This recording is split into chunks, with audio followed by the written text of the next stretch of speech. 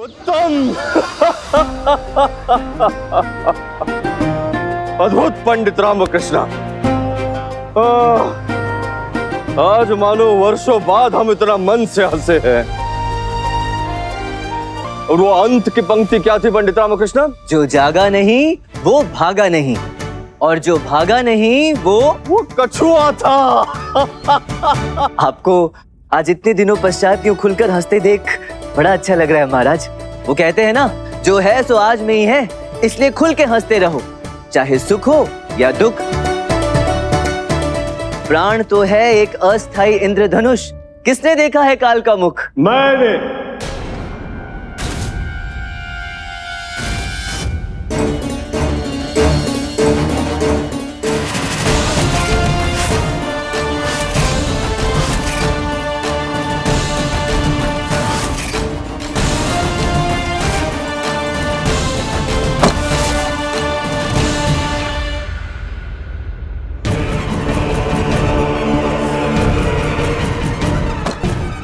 आप कौन है महाशय? वेशभूषा से तो आप कोई राहगीर लगते हैं। उचित कहा महाराज, राहगीर। और यह भी उचित है कि आपके राज्य का पथ भ्रष्ट होने वाला है।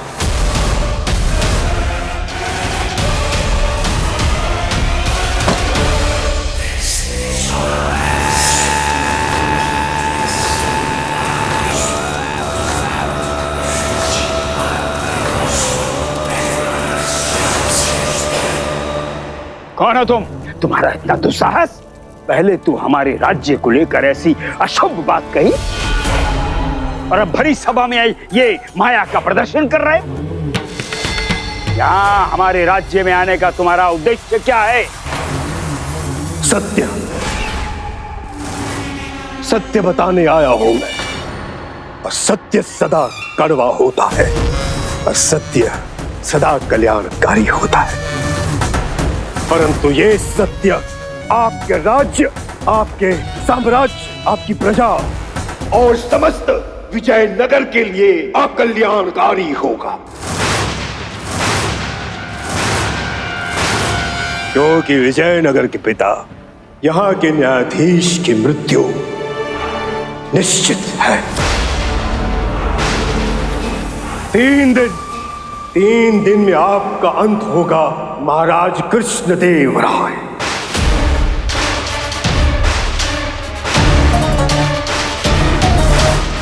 सैनिकों, बंदी बना दो इस मायावी को। तुम्हारा इतना दुस्साहस? महाराज के समक्ष खड़े होकर ऐसी अपमानजनक बात कर रहे हो तुम? सत्य से अवगत कराना मेरा कर्तव्य है, और मैं तो अपने कर्तव्य का पालन कर रहा हूं। छोड़ दो इन्हें। इस सत्य के पीछे का कारण और कैसे जानते हैं आप 3 दिन में हमारी मृत्यु होगी? मृत्यु ही तो है जो अटल है, सत्य है। सत्य बताने, आपको चेताने, कल दिखलाने, भविष्य से परिचित कराने आया है ये भौकाल।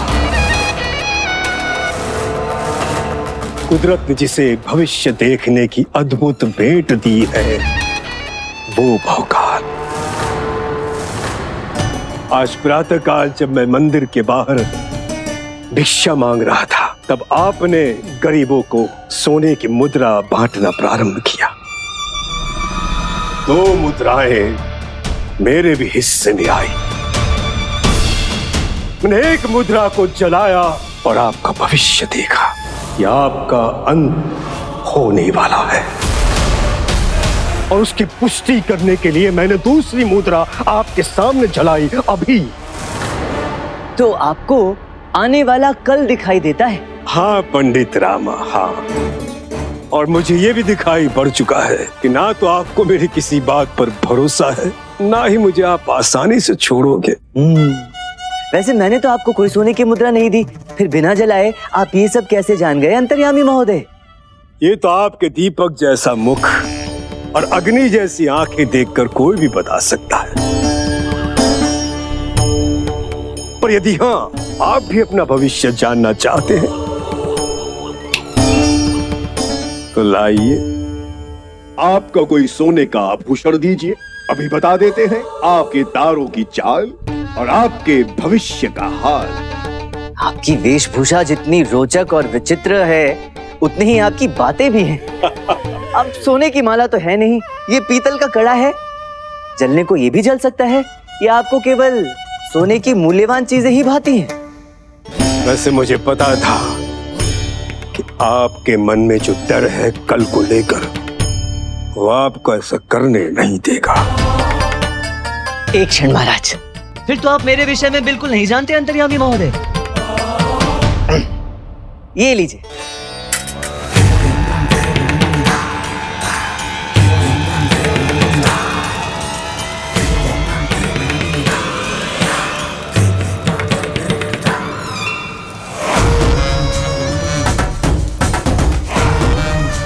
शारदा, आपकी अर्धांगिनी अभी मेरे 3 गिनने के बाद यहाँ प्रकट होगी और आपको सूचना देगी कि आपकी अम्मा लापता है।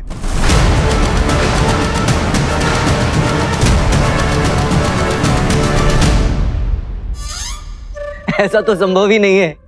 एक, देखिए अंतर्यामी महोदय, इस समय मेरी अम्मा और शारदा घर के आंगन में बैठकर हठी टिटोली कर रही होंगी। 2,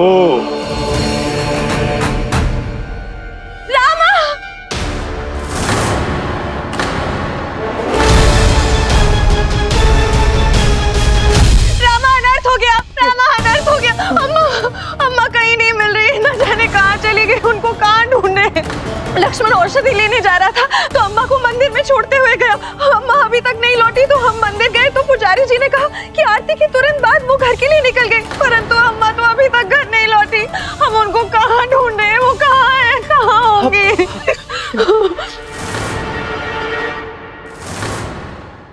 यदि आप जानते थे कि पंडित रामकृष्ण की माता जी गायब होने वाली है, तो अवश्य आपको यह भी ज्ञात होगा कि वो कहाँ मिलेंगी, कहाँ खोजा जाए उन्हें। उसके लिए मुझे पंडित रामा की माता श्री का कोई आभूषण जलाना होगा।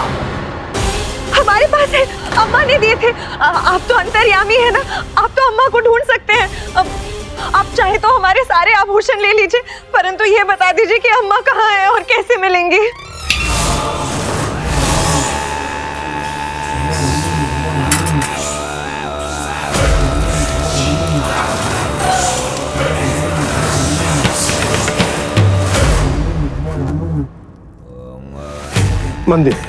मंदिर के दक्षिण ओर 100 पथ की दूरी पर एक पेड़ है, जहां सूखी घास और चारे से भरी एक बैलगाड़ी है, जिसके पास पंडित रामा की अम्मा विश्राम कर रही है। पंडित रामकृष्ण, कोतवाल जी, जाइए, जाकर देखिए। जी महाराज। शारदा, मैं अम्मा को लेकर आता हूँ। हाँ? भोकाल महाशय, यदि आपकी ये भविष्यवाणी झूठी निकली तो हमारे अंत की भविष्यवाणी भी झूठी ही होगी, और ऐसे में केवल एक ही सच होगा, आपके लिए हमारा कारागार। रहा प्रश्न मेरी भविष्यवाणी गलत होने का, तो अभी आपके लिए चिंता का विषय आपका जीवन होना चाहिए, जिसकी उल्टी गिनती शुरू हो चुकी है महाराज। पंडित रामा, ये रहा बरगद का पेड़।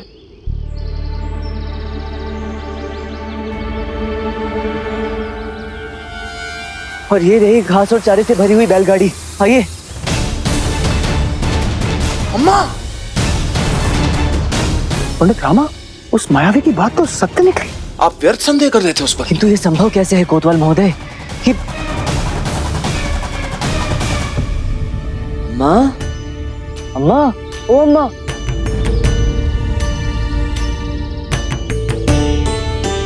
तुम ठीक हो? तुम यहाँ कैसे पहुंची?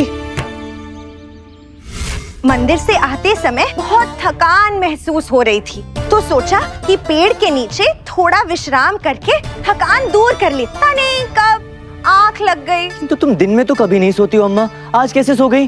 हर बात कभी ना कभी पहली बार होती है। अब मैं पूरे जीवन जवान तो नहीं रह सकती ना, अब मैं बूढ़ी हो गई हूँ। हम नहीं, अम्मा बूढ़ी हो गई है, हम तो जवान हैं। वाह, आप सच में भविष्य बता सकते हैं भोकाल महोदय? मैं तो ये भी बता सकता हूँ कि आपके पास अधिक समय नहीं है। मतलब? राजगुरु बने रहने के लिए अधिक समय नहीं है। बहुत जल्द आपको सिंहासन मिलने वाला है। और यदि आपकी अनुमति हो तो लाइए आपका कोई सोने का आभूषण। अभी उसकी तिथि और समय भी बता देते हैं।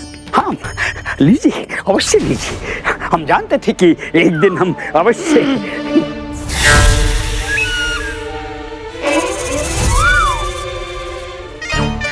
नहीं, ये जानना अभी आवश्यक नहीं है।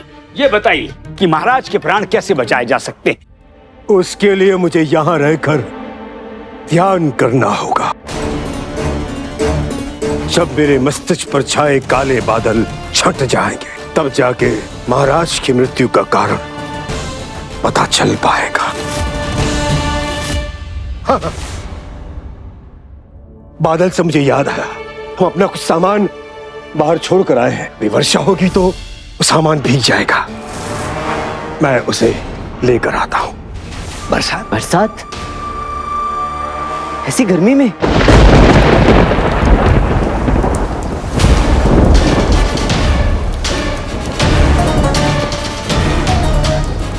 हे भगवान! अम्मा ने कहा था ना कि हर बात कभी न कभी पहली बार होती है। कैसे पता चला आपको?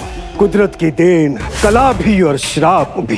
किसी का जीवन बचाए तो किसी का मरण बताए। ये अद्भुत भेद भगवान की। महाराज, अगर आपकी अनुमति हो तो गुरुवर पंडित रामा और मैं आपसे अकेले में बात करना चाहते हैं। आपको कुछ नहीं होगा महाराज। हम किसी अपरिचित की बात का भरोसा तो नहीं कर सकते ना? क्यों नहीं कर सकते? भरोसा ना करने का कोई ठोस कारण भी तो नहीं है पंडित रामकृष्णा। महाराज, हमारा कहना ये है कि भोकाल की कही एक एक बात सत्य निकली है तो। गुरुवर, उसका ये आत्मविश्वास ही हमें इस प्रकार सोचने पर विवश कर रहा है। हमें ये पता लगाना अत्यंत आवश्यक है कि प्रकृति की ओर से उसे कोई भेंट मिली है या ये उसका कोई छल है। हमें ये बात बिल्कुल नहीं भूलनी चाहिए महाराज कि अपने भविष्यवाणी के कारण वो हमारे आभूषणों को जला रहा है। बेहद बेशकीमती बहुमूल्य आभूषण। मुझे तो इसके पीछे किसी बहुत बड़े षड्यंत्र की संभावना लगती है महाराज। वो सब तो ठीक है पंडित रामा, माना कि भोकाल हो सकता है हमारे साथ छल कर रहा है, पर अगर ऐसा ना हो तो तब क्या करेंगे? अब तक उनकी अन्य भविष्यवाणियां सत्य निकली हैं, तो अगर 1% भी महाराज पर की गई भविष्यवाणी सत्य निकली तब क्या करेंगे? महाराज, मुझे लगता है कि भोकाल को 3 दिन तक अतिथि गृह में रखना चाहिए ताकि हम उस पर निगरानी रख सकें और आपसे जुड़ी जो भविष्यवाणी की है उसे टालने का उपाय भी निकाल सकें। क्या लगता है पंडित रामकृष्ण, उचित रहेगा? जी महाराज, इस प्रकार हमें उस कपटी के कपट को पकड़ने का उपयुक्त समय भी मिल जाएगा और मैं 3 दिनों के भीतर आप सबके समक्ष ये सिद्ध भी कर दूंगा कि वो कोई अंतर्यामी नहीं अपितु एक कपटी मनुष्य है। भोकाल का अतिथि गृह में ठहरने का प्रबंध किया जाए। किंतु तुम घोड़ा गाड़ी से गिरे कैसे, वो भी नए मार्ग पर? अभी अभी तो बना है वो मार्ग। पता नहीं, जैसे ही घोड़ा गाड़ी विजयनगर के मुख्य द्वार पर पहुंची, पता नहीं कैसे पहिया आगे, गाड़ी पीछे और मैं नीचे। समझ में नहीं आया कुछ। आज का दिन ही विचित्र है अम्मा, अजीब अजीब सी घटनाएं घट रही हैं। वैसे तुमने जो कहा ना, मेरे मन में भी वही बात उठ रही। ये इंसान, क्या नाम है इसका? भवकाल। भवकाल। ये हो ना हो पाखंडी जरूर, लेकिन इसका उद्देश्य क्या है ये जानना पड़ेगा। आखिर महाराज से चाहता क्या है? तुम भी इनकी तरह संदेह करने लगे? अरे सोच कर देखो या देख कर सोचो, वो एक सिद्ध पुरुष है। कभी देखा है किसी को ऐसी सटीक भविष्यवाणी करते हुए? क्यों अम्मा? लक्ष्मण, लक्ष्मण! ज्वाल महोदय, आप यहाँ इस समय? लक्ष्मण, तुम ठीक तो? मेरा मतलब कोई हादसा या कुछ हुआ तुम्हारे साथ? सड़क दुर्घटना या कुछ? हाँ, दुर्घटना तो हुई, परंतु आपको कैसे पता? पंडित रामा, उस भोकाल की और एक भविष्यवाणी सही निकली है। उसने कहा कि जब लक्ष्मण विजयनगर के मुख्य द्वार तक पहुंचेगा उसके साथ एक सड़क दुर्घटना होगी और देखा देखा लक्ष्मण, वो तो तुम्हें जानते भी नहीं, तुमसे मिले भी नहीं, फिर भी वो बता पाए। अगर पाखंडी होते तो क्या वो बता पाते? मुझे लगता है कि तुम दोनों को उस पाखंडी के बारे में सोचना छोड़कर महाराज की रक्षा कैसे करें इस बारे में सोचना चाहिए। केवल 3 दिवस है तुम्हारे पास। उसने ये भी कहा कि पंडित रामा की पत्नी शारदा देवी के मायके से शुभ समाचार आने वाला है। शुभ समाचार? हमारे मायके से? चलो हम जाके उनसे पूछ कर आते हैं। हाँ चलो अम्मा। अरे क्या चलो, इस प्रकार उस पाखंडी की बातों पर विश्वास करना उचित नहीं होगा। उसने अपने ढोंग से पहले ही तुम्हारा कंगन इसे छीन लिया है। अब यदि आंख बंद करके उसकी बात पर विश्वास करोगी तो तुम्हारे सारे आभूषण चले जाएंगे। हमें उसकी सच्चाई पता करनी होगी लक्ष्मण। और अम्मा, इतने वर्षों में जो आज तक नहीं हुआ वो आज कैसे हुआ? मंदिर से लौटते समय तुम पेड़ की छांव में विश्राम करने बैठी और बैठे बैठे सो कैसे गई? अच्छी तरह से याद करके बताओ आज मंदिर में क्या हुआ था।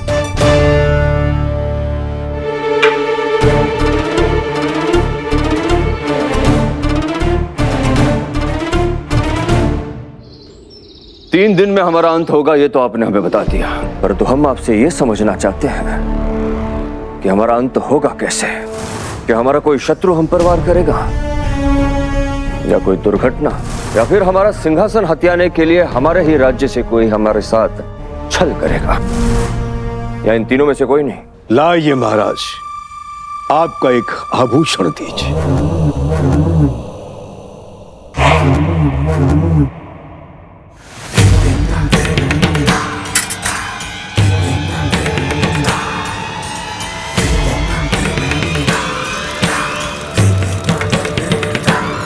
रुक जाओ भोकाल।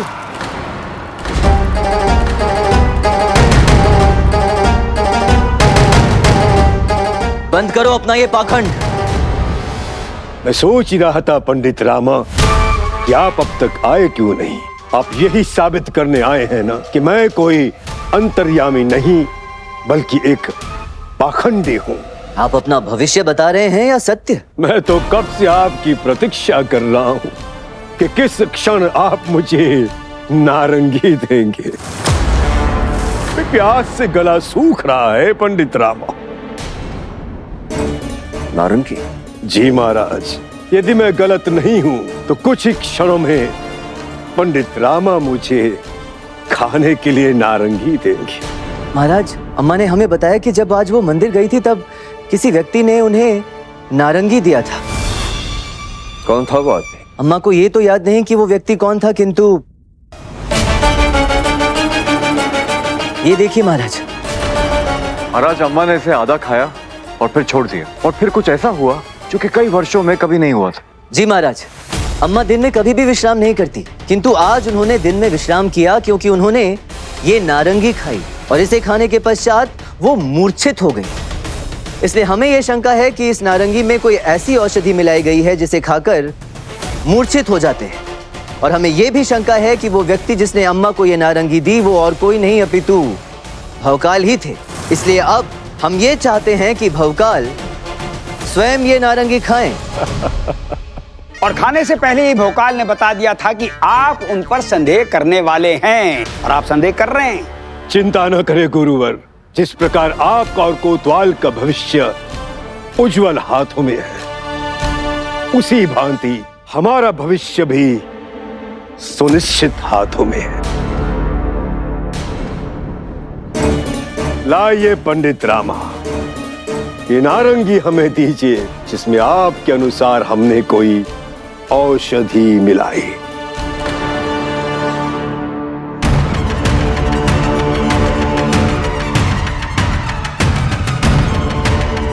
कमाल है पंडित रामा, आप सबके समक्ष मैंने ये नारंगी समाप्त कर दी।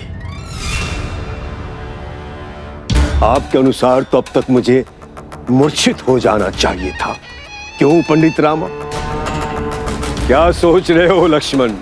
यही ना कि नारंगी में दुर्गंध आ रही थी। ये दुर्गंध औषधि की नहीं थी बल्कि नारंगी के सड़ जाने की कारण थी। पर तुम तो एक सामान्य वैद्य हो, तुम्हें ये जानकारी कैसे होगी? अब तो आप सबको यकीन हो गया ना कि मैं अंतर्यामी हूं। क्षमा कीजिए महाराज, हमने आपसे पहले भी कहा था कि इस लक्ष्मण को पंडित रामा से दूर रखिए। अब देखिए ना, पंडित रामा की संगत में रह रहकर ये बात बात पर संदेह करने लगा है, और ये बात उचित नहीं है महाराज। चिंता न करे गुरुवर, अधिक समय तक राम और लक्ष्मण घनिष्ठ मित्र बनकर नहीं रहेंगे। मैं देख सकता हूं कि शीघ्र ही ये दोनों एक दूसरे के रक्त के प्यासे हो जाएंगे।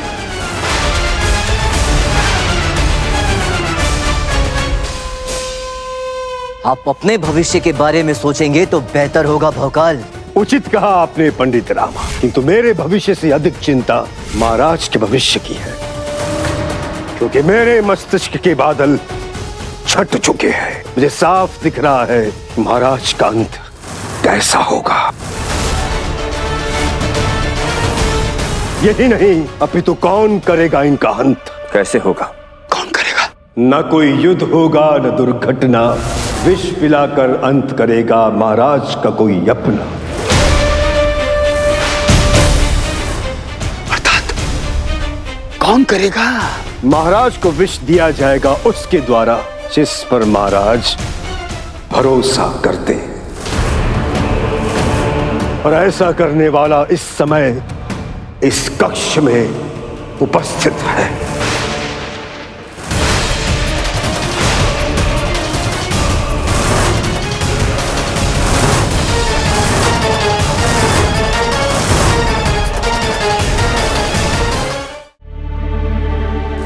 सभी आपके पसंदीदा व्यंजन है महाराज, खाइए ना।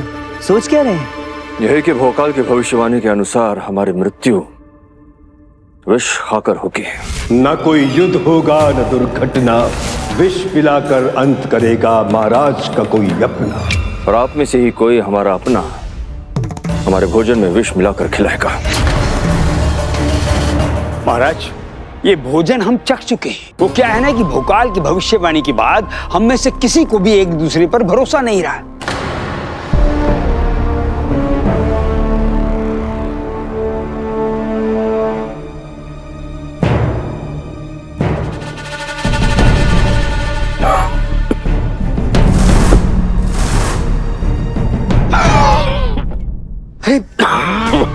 क्या हुआ महाराज? लगता है खाने में मिर्ची अधिक हो गई है। हाँ, पानी पानी ये लीजिए महाराज। हाँ।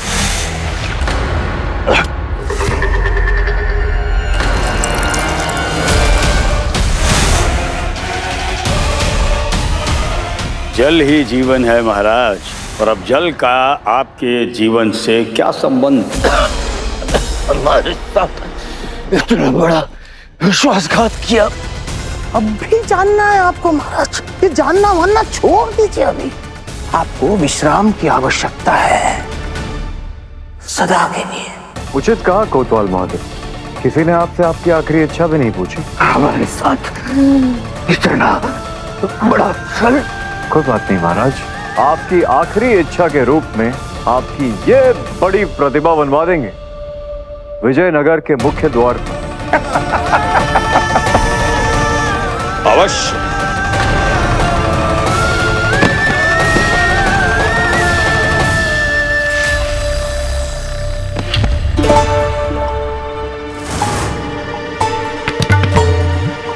आपके कुछ भरोसेमंद लोगों में से एक आपको विष देकर मार डालेगा। अगले 3 दिनों में एक दिन जा चुका है, बचे सिर्फ 2 दिन।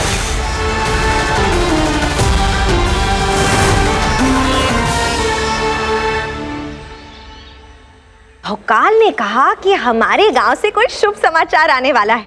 अम्मा, क्या शुभ समाचार आया होगा? देखते हैं।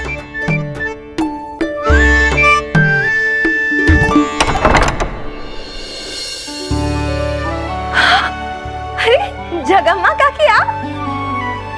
आइए आइए। अम्मा, देखो जगम्मा काकी आई है हमारे गांव से।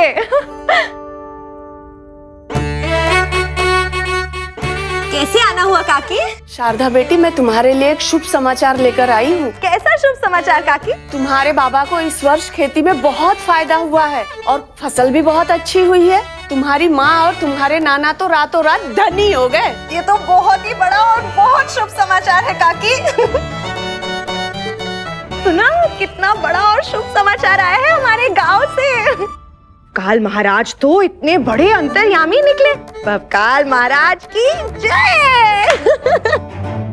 आप सबके मुख पर इतनी चिंता क्यों है? गुरुवर, कोतवाल महोदय, आप दोनों भी इतने चिंतित लग रहे हैं। एक साधारण व्यक्ति आकर कुछ भी कहता है और आप लोग इस प्रकार। वो साधारण मनुष्य नहीं है पंडित रामा, हम सब देख चुके हैं। भोकाल ने जो जो कुछ कहा वो सब सत्य सिद्ध हुआ, और ये सब जानने के पश्चात भी आप इस प्रकार के प्रश्न पूछ रहे हैं। इतना ही नहीं, आपकी धर्मपत्नी शारदा देवी के विषय में जो भविष्यवाणी की वो भी सत्य सिद्ध हुई। ये आपके लक्ष्मण ने बताया हमें कि उनके नन्ना को फसल में कितना लाभ हुआ। लाभ हुआ, किंतु केवल उन्हें ही नहीं, वहाँ रहने वाले हर किसान भाई को फसल में लाभ हुआ है, क्योंकि इस वर्ष बरसात अच्छी हुई है और इस बात में कोई भी विशेष या खास बात नहीं है। हमें ये समझ में नहीं आ रहा है कि सब कुछ आंखों के सामने होने के पश्चात भी आप भोकाल को एक पाखंडी के रूप में क्यों देख रहे हैं? क्योंकि भोकाल पाखंडी है गुरुवर।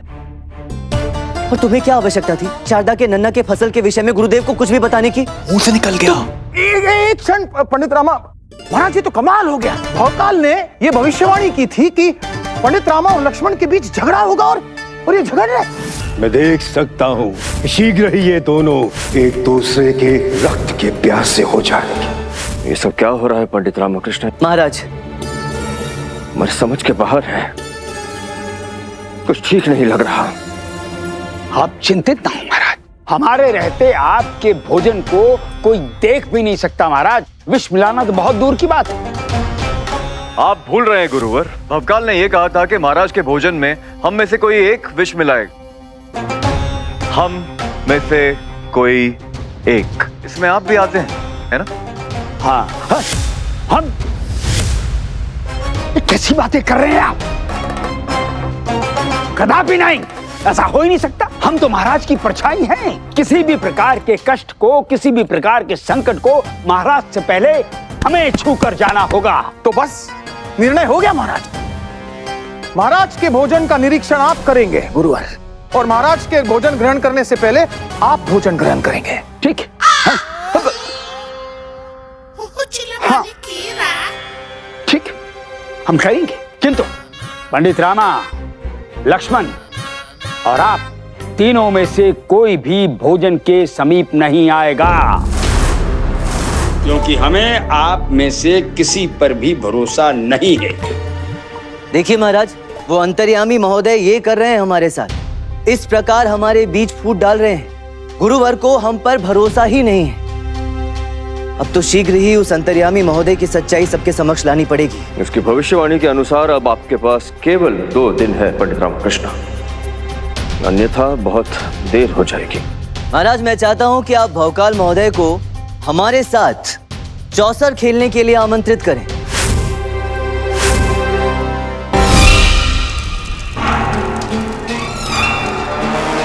भवकाल महाराज, आप महान हैं, आप तो अंतर्यामी हैं। आपने हमारे भविष्य को लेकर जो कुछ भी कहा सब सत्य निकला। ये बताइए कि अम्मा तीर्थ यात्रा पर कब जा पाएंगी? 7 दिनों के भीतर भीतर। परंतु हमारे जोड़ों में तो बहुत दर्द रहता है और हमारे घुटनों में भी बहुत दर्द है। किंतु आपके प्रिय पुत्र के प्राण, उसका जीवन आपके घुटनों के दर्द से अधिक महत्वपूर्ण है अम्मा। और एक बार आपका पुत्र कारागृह चला गया तो फिर तो आपको तीर्थ जाना ही होगा उसके लिए प्रार्थना करने के लिए। रामा कारागृह? परंतु क्यों महाराज? ये बात तो उसका परम मित्र लक्ष्मण ही बता पाएगा, क्योंकि लक्ष्मण आने वाले दिनों में रामा के लिए मुश्किलों का किला खड़ा करने वाला है। और अम्मा शारदा, तुम दोनों यहाँ क्या कर रही हो? क्यों अपना समय नष्ट कर रही हो इनके साथ? ये हमारे बीच भी फूट डलवा देंगे। और भोकाल महोदय, आपको चेतावनी दे रहा हूँ, मेरे परिवार से दूर रहिए आप। मुझसे दूर रखना असंभव है पंडित रामा। भविष्य को कैसे दूर रखोगे?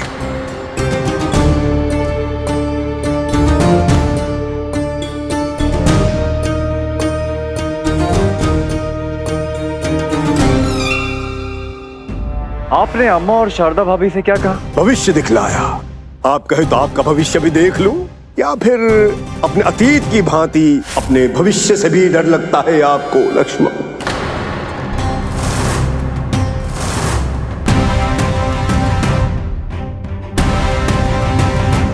आपको महाराज ने बुलाया है, वो आपको। ये तो भविष्यवाणी करते हैं, इनको तो सब कुछ आता है, तो यही बताएंगे कि महाराज ने क्यों बुलाया। चलिए, महाराज प्रतीक्षा कर रहे होंगे, आइए। बस इस प्रश्न का उत्तर देना होगा। महाराज ने आपको क्यों बुलाया है? चौसर खेलने।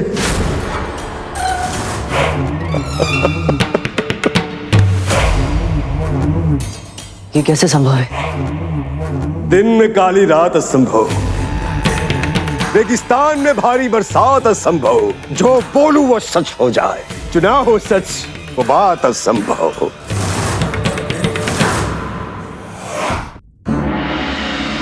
महाराज, हम 4 लोग इस खेल को खेलेंगे।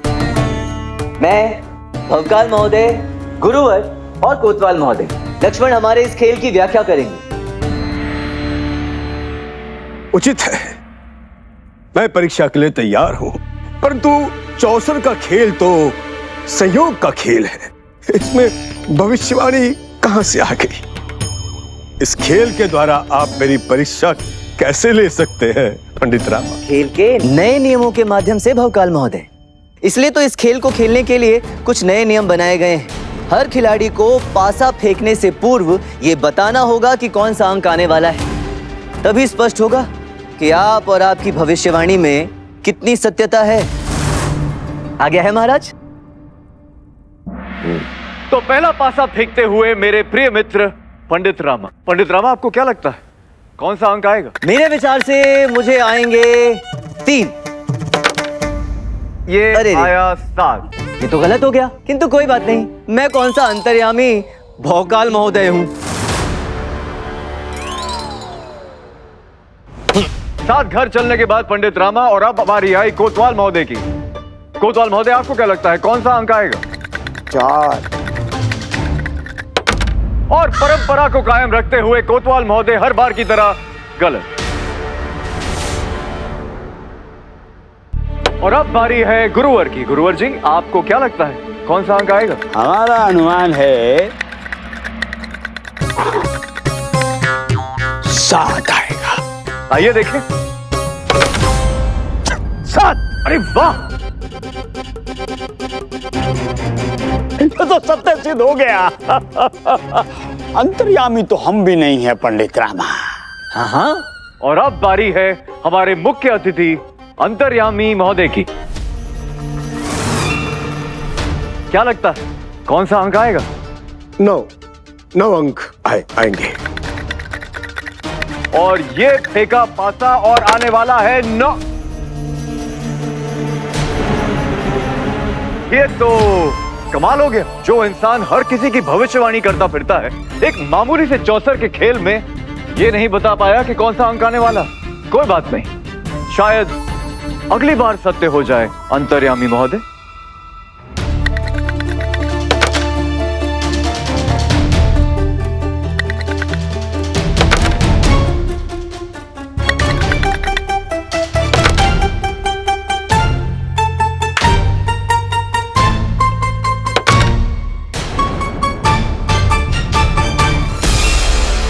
भोकाल महाशय, इस खेल में आपका पूर्व अनुमान इतना गलत कैसे हो सकता है? गुरुवर ने आपसे अधिक बार सही अनुमान लगाया है। इस बार हमारा अनुमान है कि 4 आएगा। 9 आ गया। हमने कोतवाल महोदय को पीछे छोड़ दिया। कोतवाल महोदय, जो कुछ मैंने आपसे कहा था सच हो रहा है।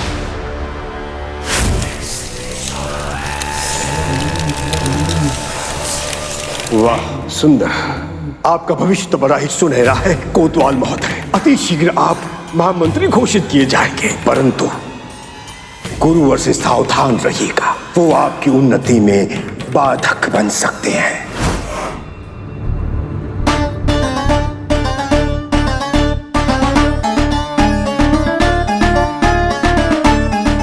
सात,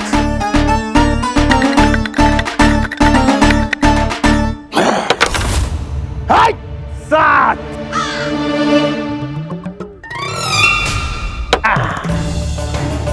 आपसे आगे चले गए गुरुवर, अब हम जीत रहे हैं। याद है ना गुरुवर, मैंने क्या कहा था आपसे?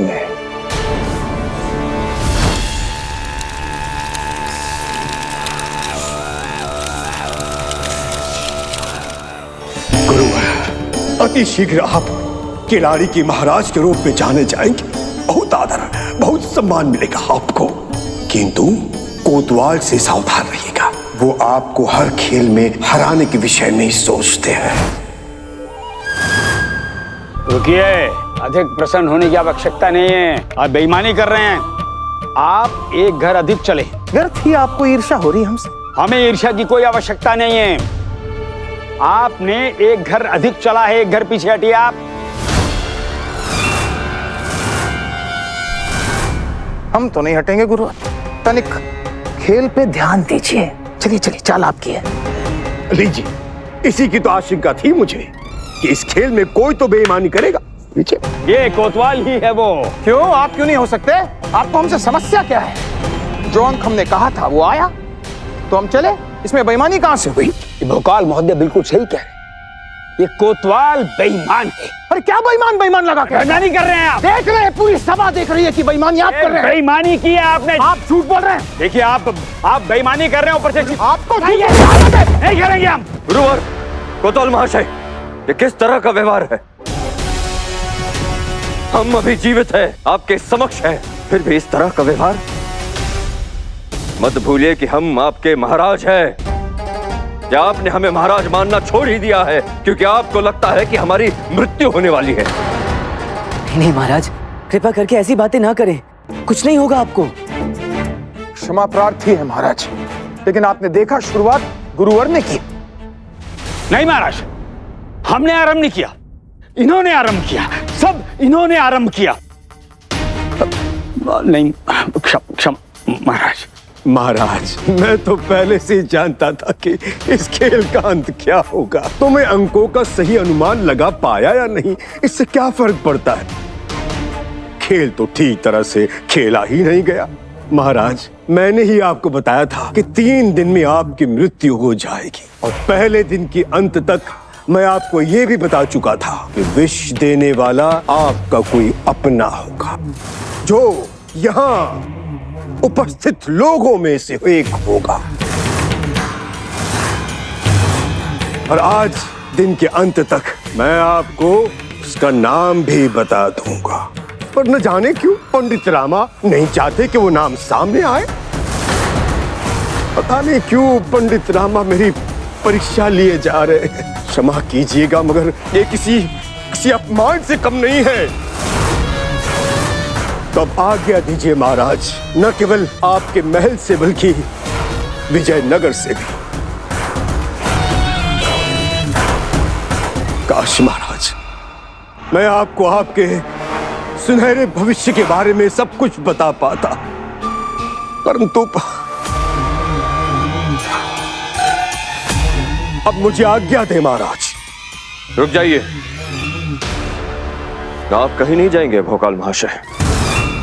और पंडित रामकृष्ण महाराज, भोकाल महाशय को गलत साबित करने का हट त्याग दें। आपके महाराज के प्राण संकट में है। क्या हमारे प्राणों से अधिक महत्वपूर्ण आपका भोकाल महाशय को गलत साबित करना है? महाराज आपको कुछ नहीं होगा। आप वही करेंगे जो हम कहेंगे।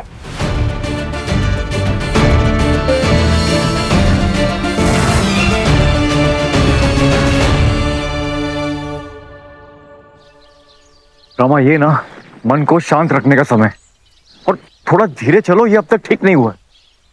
कैसे शांत रहूं, ये जानते हुए कि भवकाल महापाखंडी है। गुरुवर और कोतवाल को मेरी बात सुननी नहीं है। कोई बात नहीं, किंतु महाराज भी मेरी बात नहीं सुन रहे। उस भवकाल के पाखंड के काले बादलों ने महाराज के मन में भी मिथ्या डाल दी है। महाराज को अपने पंडित रामाकृष्ण की बात पर ही भरोसा नहीं। हाँ हाँ, पर है तो इंसान ही ना। देखो, हर इंसान ना भय और मोह से घिरा हुआ रहता, फिर चाहे वो कोई भिक्षुक हो या कोई महाराज है। थोड़ा समय दो, हम दोनों जानते हैं महाराज को कुछ नहीं होने वाला। हम दोनों में से कोई भी उन्हें विष नहीं देगा, तो बस एक दिन और प्रतीक्षा करके देखते हैं। तब तक लंबी सांस लो और सारी शंकाएं, क्रोध और भय को छोड़ दो। चलो। अरे आराम से आराम से आराम से। आई गुरु, आई आई, चख के देखिए। महाराज की जय हो। आप बिल्कुल उचित समय पर आए महाराज। गुरुवर अभी आपका भोजन चख के देखने ही वाले थे। महाराज की जय हो। गुरुवर कृपया शुरू कीजिए चखना। हाँ।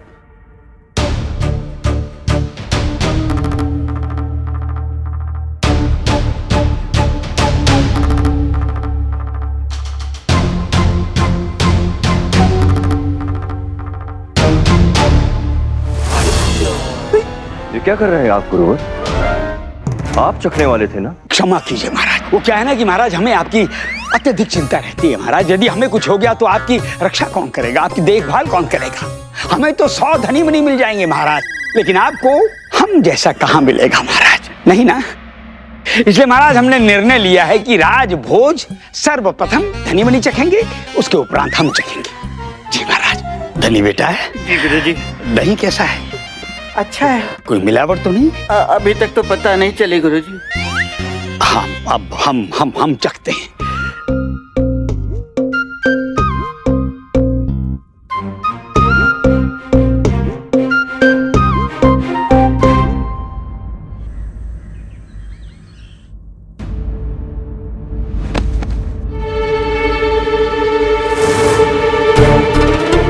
शारदा भाभी, ये आप क्या कर रहे हैं? हम तुम्हारा बहुत सम्मान करते हैं, परंतु तुम यहाँ नहीं रह सकते। तुम्हें यहाँ से जाना होगा। अपने रहने के लिए कोई और स्थान ढूंढ लो। क्या बोल रही हो शारदा? क्यों? नहीं नहीं, हम आपको कारण नहीं बता सकते। नहीं नहीं अम्मा, हम नहीं बताना चाहते। अम्मा कृपया मत बताइए कि भवकाल ने भविष्यवाणी की है कि लक्ष्मण के कारण रामा को कारावास होगा। इसी कारण तुम्हें इस घर से जाना होगा। आपको ये जानकर अति प्रसन्नता होगी, संतोष भी होगा कि भोजन ग्रहण करने योग्य है। हमने जांच कर ली है महाराज। अब आप भोजन ग्रहण कीजिए। कौन सा भोजन गुरुवर? आप तो तीनों मिलकर सब कुछ चट कर गए। जरा नेत्र नीचे नीचे देखिए, कुछ बचा है?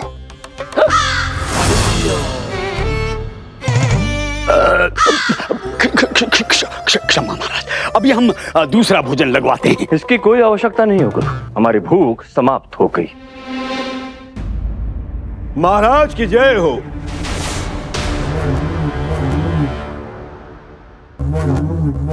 सत्य वचन महाराज, यदि समय पर भोजन प्राप्त न हो तो भूख का अंत हो ही जाता है, परंतु आपका अंत न हो इसीलिए मैं आपके समक्ष आया हूं वो नाम बताने जो आपको विष देने वाला है।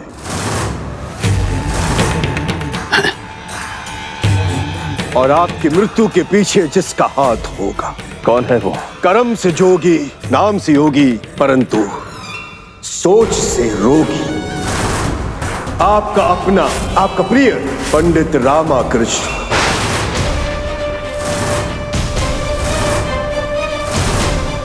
हमने तो पहले ही भविष्यवाणी की थी कि इसी कक्ष में उपस्थित लोगों में से एक विष देकर महाराज की हत्या करेगा।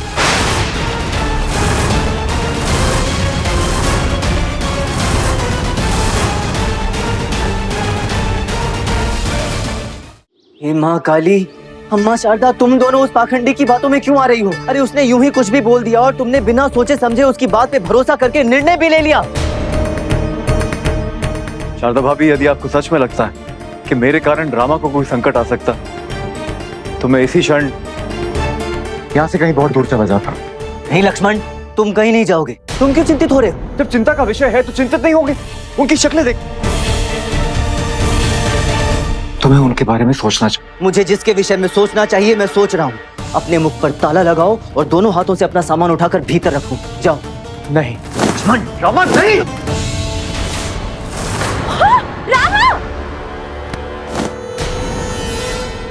चोट तो नहीं आई? क्षमा कर दो, मुझे समझ में नहीं आया मैंने अपने ऊपर संयम कैसे खो दिया। मैं रामा, कुछ याद करो, उस भवकाल ने हमारे विषय में क्या कहा था? मैं देख सकता हूं शीघ्र ही ये दोनों एक दूसरे के रक्त के प्यासे हो जाएंगे। नहीं लक्ष्मण, तुम तो नहीं, तुम कैसे उसकी बात पर ध्यान दे सकते हो? हे मां, अब और क्या देखना शेष है?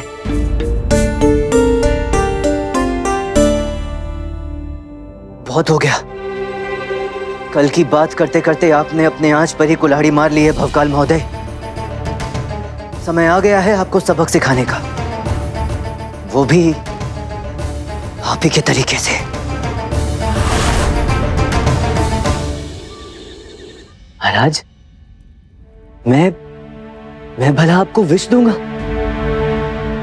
पंडित रामकृष्ण, हम जानते हैं आप ऐसा नहीं कर सकते। आप पर हमारा विश्वास अटल है। किंतु अब क्या महाराज? आपको 10 दिनों के लिए विजयनगर से कहीं दूर जाना होगा। इसलिए नहीं कि हमें आपकी नीयत पर संदेह है, परंतु इसलिए कि अगर हमें कुछ हो गया तो आप पर उंगली उठाने वाले बहुत लोग होंगे। ऐसा कुछ ना हो, इसलिए आपको विजयनगर से दूर जाना होगा। नहीं महाराज, मैं आपको छोड़कर। पंडित रामकृष्ण, ये आपके महाराज का आदेश है।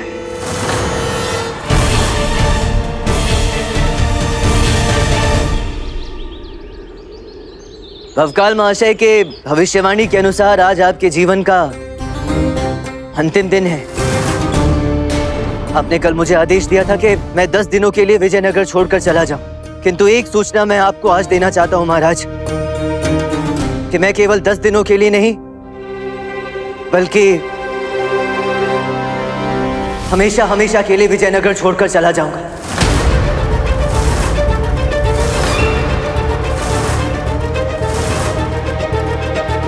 सब कुछ त्याग करके जा रहा हूं महाराज। ये आप क्या कह रहे हैं पंडित रामकृष्ण? आप ऐसा नहीं कर सकते। क्यों नहीं कर सकते? अर्थात कैसे कर सकते? नहीं महाराज, यदि मैं यहाँ से कुछ दिनों के लिए गया तो मेरा वापस लौट कर आना बड़ा ही लज्जाजनक हो जाएगा। ये सोचकर कि जब मेरे महाराज किसी समस्या में थे तो उसका समाधान निकालने के स्थान पर मैं उन्हें संकट रूपी आंधी तूफान में छोड़कर भाग गया। मैं स्वयं को क्या मुक्ति दिखाऊंगा महाराज? इसलिए आज मैं अपने पद से इस्तीफा देता हूं महाराज।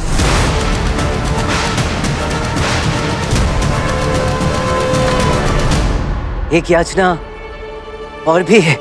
वो क्या है? हे भवकाल महोदय, हे अंतर्यामी गुरु, मुझे अपने प्रति बहुत पछतावा है। मैंने आपकी प्रतिभा, आपकी नियत पर संदेह किया।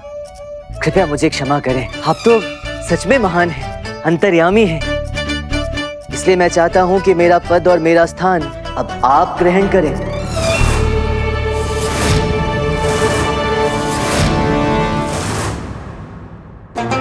महाराज, मैं चाहता हूं कि मेरे जाने के पश्चात मेरा पद, मेरा स्थान भवकाल महोदय को सौंप दिया जाए और मेरा उत्तराधिकारी भी इन्हें बनाया जाए। जाने से पहले यही मेरी अंतिम इच्छा है महाराज। हम चाहते तो नहीं कि आप जाए पंडित रामकृष्ण, परंतु यदि आप मन बना ही चुके हैं तो हम आपको रोकेंगे नहीं। भोकाल महाशय को हम इसी क्षण आपकी जगह नियुक्त करते हैं। धन्यवाद महाराज। एक बात और, नया पद और नए स्थान के साथ साथ भवकाल महाशय को एक नए नाम से भी संबोधित करना चाहिए। तो भवकाल महोदय, इस नए पद और नए स्थान के साथ साथ आज से आपका नाम होगा भवकाल रामा।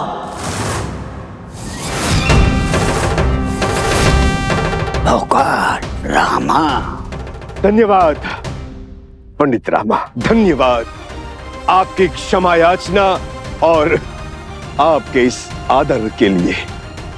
तो निर्णय हो चुका, ये भोकाल रामा आज से विजयनगर के स्थायी सदस्य होंगे और अपने कर्तव्य का पालन पूरी निष्ठा से, पूरी ईमानदारी से और पूरी श्रद्धा से पालन करेंगे।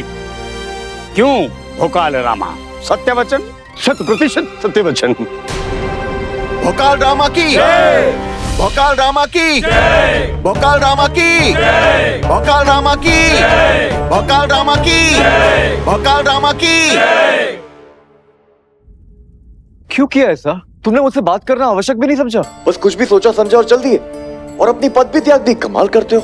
मैं मानता हूँ कि कुछ समय के लिए मैं भी उस पाखंडी की बातों में आ गया था, परंतु वो मेरी समस्या है, मैं सुलझा दूंगा। लेकिन जिस पर मैं सबसे ज्यादा भरोसा करता हूँ, अगर वो यहाँ नहीं रहेगा तो मैं यहाँ रह के क्या करूँ?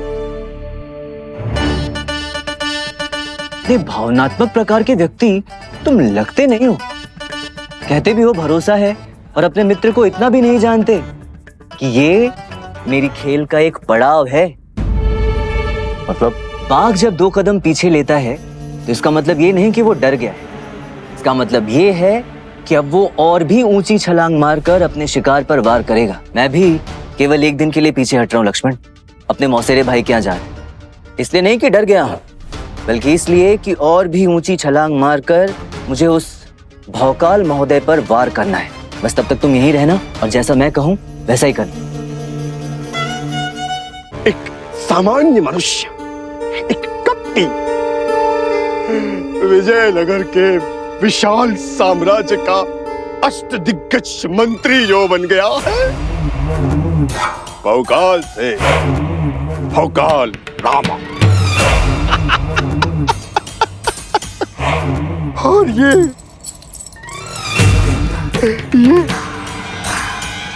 इन मूर्खों को अधिक मूर्ख बनाकर जमा की गई मेरी संपत्ति। हे नाथ, कहीं आप मुझे भूल तो नहीं रहे हैं? आपके इस विजय के पीछे मेरा ही सबसे बड़ा हाथ है। चिकप्पा, तुम यहाँ क्या कर रहे हो? यदि तुम्हें किसी ने यहाँ देख लिया तो इसी समय हमारा सारा खेल समाप्त हो जाएगा। मैं तो केवल ये सूचित करने आया हूँ कि महाराज भोजन ग्रहण करने से मना कर रहे हैं। यही चाहता था मैं। यदि महाराज वो भोजन ग्रहण नहीं करेंगे तो किसी को तो करना पड़ेगा। चिंता नहीं, मैं स्वयं वो ग्रहण कर लूंगा। वो भोजन जिसमें कोई विष नहीं होगा। हम देख सकते हैं कि तुम दोनों में से कोई एक राजपुरोहित अवश्य बनेगा, परंतु वो बनेगा जो हमारी अधिक सेवा करेगा, बिल्कुल मन से। मैं करूंगा आपकी सेवा, सच्चे मन से करूंगा। मैडम भौकाल जी रुकिए, मैं भोजन लेके आता हूँ। हाँ, मेरे रहते ये काम कोई और क्यों करे? लक्ष्मण, हमने सपने में भी नहीं सोचा था कि आप हमारी सेवा करना चाहेंगे। मानी, उठा लो। जी।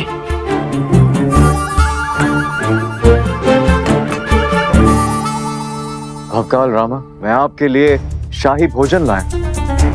कृपया करके मुझे मेरा भविष्य भी बता दे। अवश्य। पहले भोजन। भैया, आपने इसमें विष तो नहीं मिलाया लक्ष्मण? आपको मुझ पे भरोसा नहीं? धनी मनी जी। कृपया भोजन चखकर भौकाल रामा की शंका दूर करें। मैं? मनी आप ही का नाम? हाँ।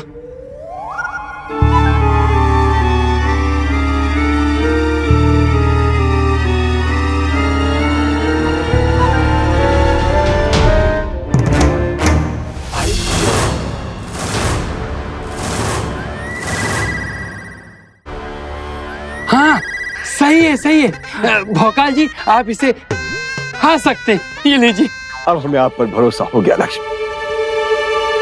वैसे धनी मनी जी, वो गुरुवर कब से आप दोनों को खोज रहे हैं? जरा जाके देखिए उन्हें क्या काम। यदि उन्हें पता चला कि आप भौकाल रामा के साथ हैं, तो अवश्य उन्हें लगेगा कि आप दोनों उनके विरुद्ध योजना बना रहे हैं। चल चल जल्दी चल। शीघ्र। भौकाल रामा, भोजन आरंभ कीजिए। अवश्य। ये क्या?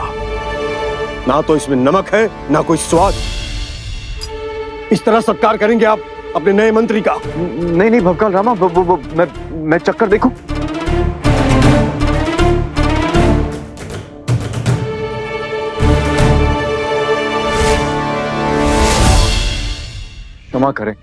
क्षमा करे भौकाल रामा, परंतु इसमें नमक तो बिल्कुल भी नहीं। लेकिन मेरे पास नमक है। स्वाद अनुसार डाल दीजिए।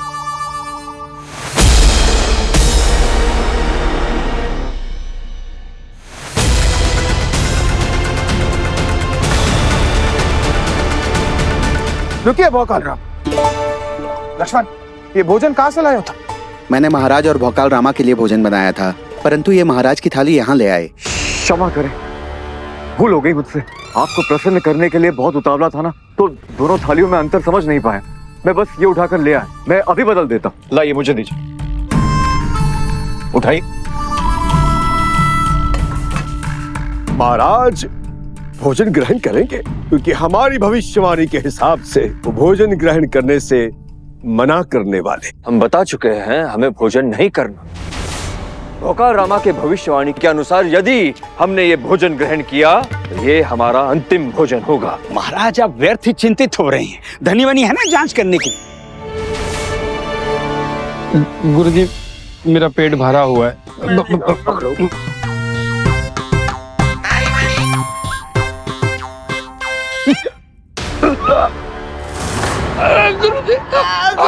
पेट में बहुत पीड़ा हो रही है। अरे मैं महाराज की जय। महाराज की जय। क्या हुआ महाराज? गुरुवर, ये दोनों पेट पकड़ के क्यों बैठे? हमारे लिए जो भोजन लाया गया था उसका मात्र एक निवाला खाया इन दोनों ने, और देखिए इनके साथ क्या हो गया। अर्थात आपके भोजन में विष मिलाया हुआ। किसी भी निर्णय तक पहुंचने से पहले एक और बार भोजन की जांच की जानी चाहिए किसी विद्वान के हाथों। गुरुवर, जरा भोजन चख, पूरा मत खा जाना इस बार। वो जांच हो गई है ना? परंतु गुरुवर, अधिक जांच की आवश्यकता। चखिए गुरुवर। जी महाराज।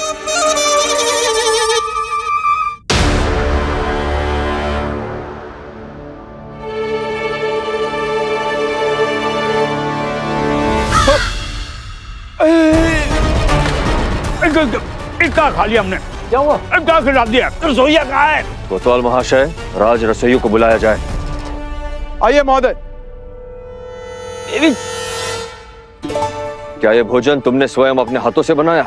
जी महाराज, परंतु लक्ष्मण जी ने गलती से महाराज आपका भोजन मैं भवकाल रामा तक ले गया था, ये सोच के कि ये भोजन उनका है। किंतु एक बात समझ में नहीं आ रही महाराज, यही भोजन उस वक्त धनी मनी ने भी चखा था, यहाँ तक कि मैंने भी ये भोजन चखा था। मैं भी ठीक हूँ, परंतु यहाँ आपके समक्ष ये कैसे संभव? जब मैं वहां पहुंचा था तो भौकाल भोजन में कुछ मिला रहे थे। वो क्या था लक्ष्मण? उन्होंने कहा था कि कोई खास मसाला है महाराज के खास भोजन के लिए। वो पोटली में रखा था, वो पोटली में उनसे ले आया हूँ। ये यही पोटली थी ना?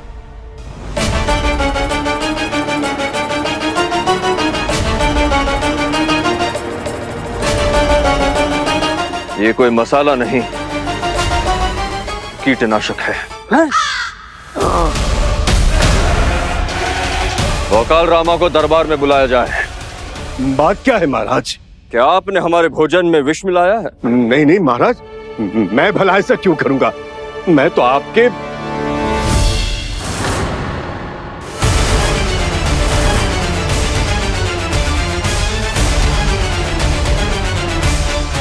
लक्ष्मण ने आपको इस पोटली में से कुछ मिलाते हुए देखा था, और कोतवाल महाशय ने भी।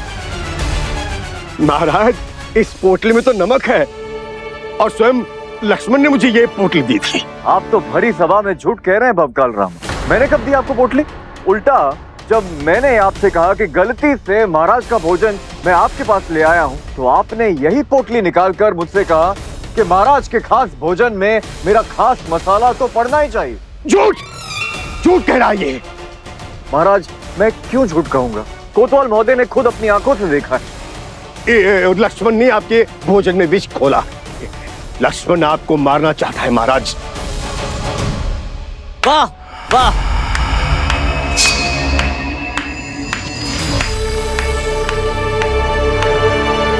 रामकृष्ण। भौकाल महाशय, क्या पलटी मारी। प्रणाम महाराज।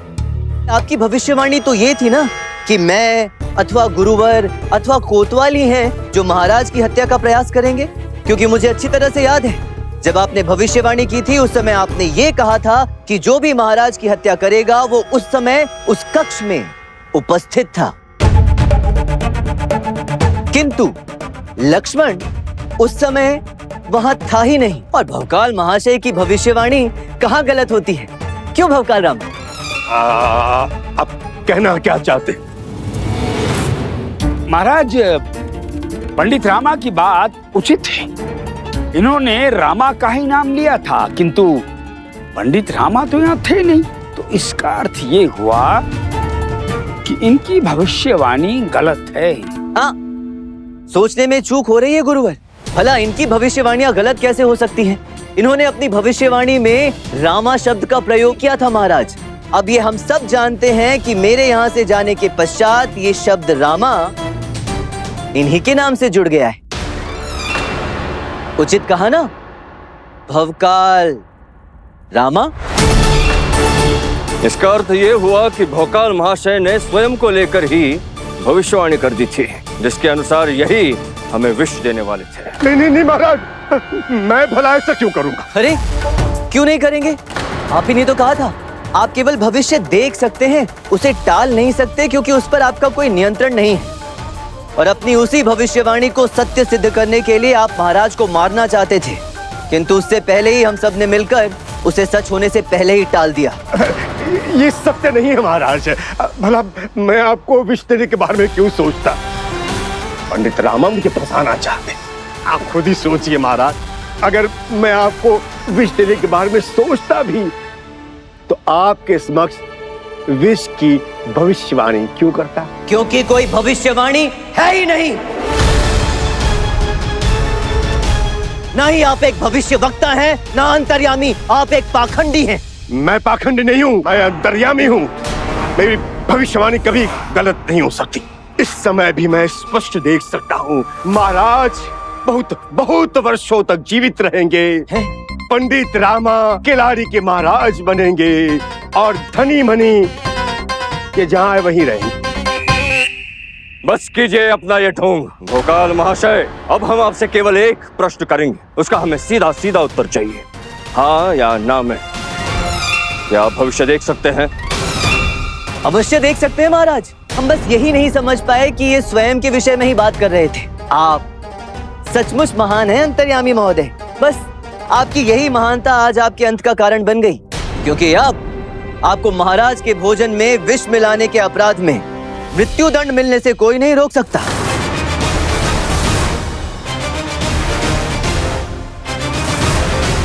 क्षमा महाराज, क्षमा। मैं मरना नहीं चाहता महाराज, मुझे मृत्यु दंड न दे। मैं जीवित रहना चाहता हूँ महाराज। पंडित रामा ने सही कहा था, मैं कपटी हूँ और ये चिकप्पा मेरा साथी है। अरे रुको चिकप्पा, रुको, सैनिकों। ये चिकप्पा मेरा भांजा है महाराज, ये मेरा साथी। इसी के कहने पर मैं यहाँ था और सारी माहिती यही मुझे उपलब्ध कराता था यहाँ की महाराज। मेरे इस कार्य में ये भी भागीदार है। मैं बड़ा कपटी, ये छोटा कपटी, इसे भी सजा मिलनी चाहिए महाराज। अच्छा, तो राज्य में ही भेदी है महाराज। ये सारा खेल अब समझ में आ रहा है। क्या इन्होंने ही अम्मा को वो नारंगी दी थी जिसे खाकर अम्मा मूर्छित हो गई थी? अम्मा जी प्रणाम, ये लीजिए प्रसाद खाइए।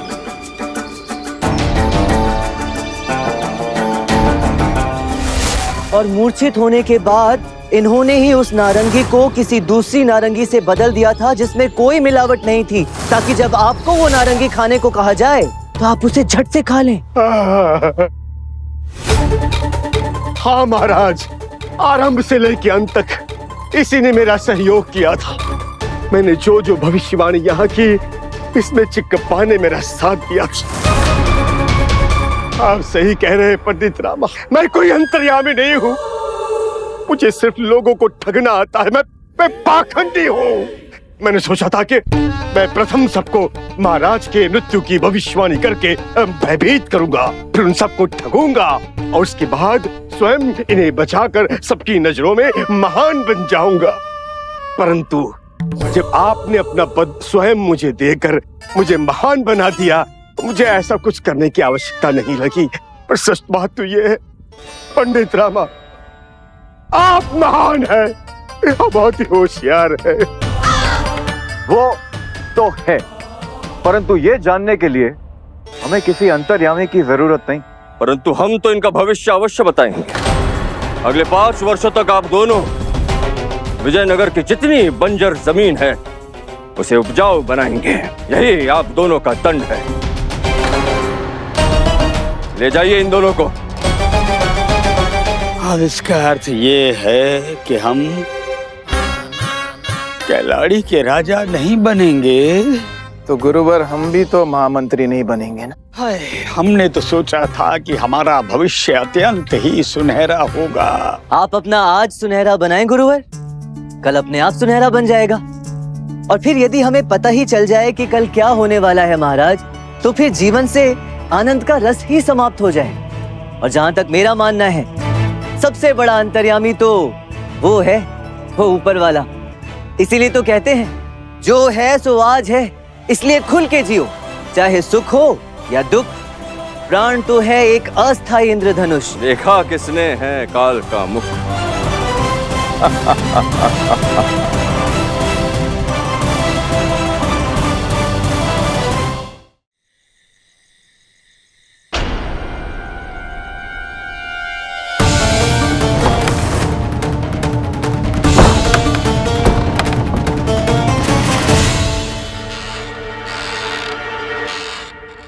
राजन्ना, मैं यहाँ आपसे अपने जीवन की भीख मांगने आई हूँ। हाँ, आप तो जानते हैं कि मैंने और मेरी बेटी वासु ने वर्षों तक सच्चे मन से आपकी सेवा की है, परंतु आपने मेरे स्वर्गवासी पति की भूमि को धोखे से बेचकर हमारे लिए बड़ी मुश्किल खड़ी कर दी है। और आपने वही खाते में गड़बड़ी कर ऋण की मुद्रा बढ़ा दी। मैं आपसे निवेदन करती हूँ कि आप ऐसा ना करें, क्योंकि अगर ऐसा हुआ तो मैं और मेरी बेटी वासु बेघर हो जाएंगे। वो भूमि ही हमारा एक सहारा है। अगर आपने ऐसा नहीं किया, मुझे वही खाते में बदलाव करने होंगे।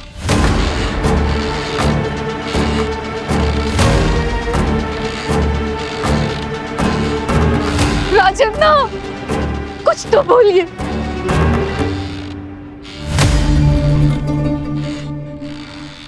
राजन्ना, आप कुछ बोल क्यों नहीं रहे हैं? राजन्ना,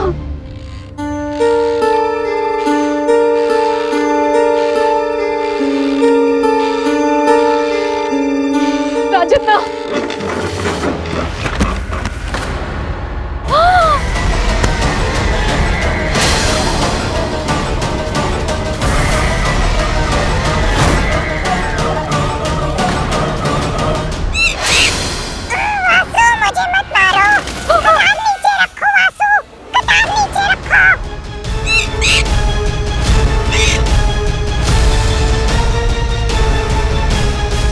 महाराज, नलम्मा और वासु के घर की छानबीन करते हुए ये हथियार प्राप्त हुआ।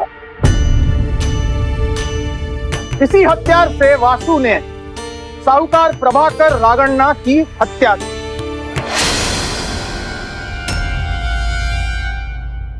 हत्या के पीछे का कारण? महाराज, नलम्मा और वासु कई वर्षों से प्रभाकर के घर काम करते थे। ऋण के तौर पर प्रभाकर ने इन्हें धनराशि दी थी। इनका कहना है कि प्रभाकर ने वही खाते में बदलाव कर ऋण की धनराशि को बढ़ा दिया और इन पे दबाव डाला कि ये इनके पति की जमीन बेचता है। इसका मतलब है कि प्रभाकर ने इनके साथ छल किया और उस छल का बदला लेने के लिए वासु ने उसकी हत्या कर दी।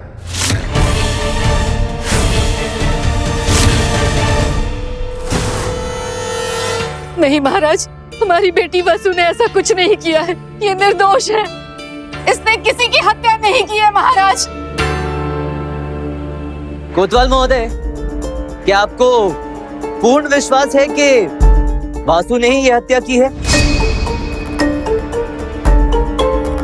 क्या आपके पास इस बात को सिद्ध करने का कोई ठोस प्रमाण है? जीता जागता हंसता खेलता प्रमाण है पंडित राणा।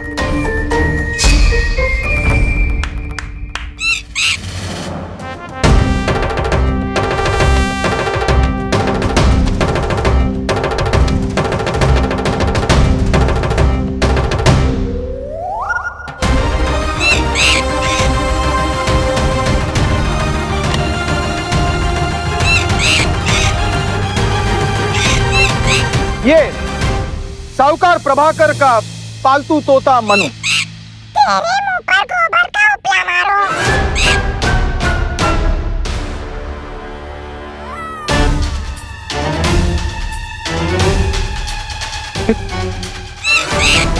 महाराज, ये 4 साल का तोता जब से इसे प्रभाकर के घर से हमने लाया है, ये एक ही बात बार बार कहे जा रहा है। मुझे मत मारो, कतार नीचे रखो, कतार नीचे रखो वासु।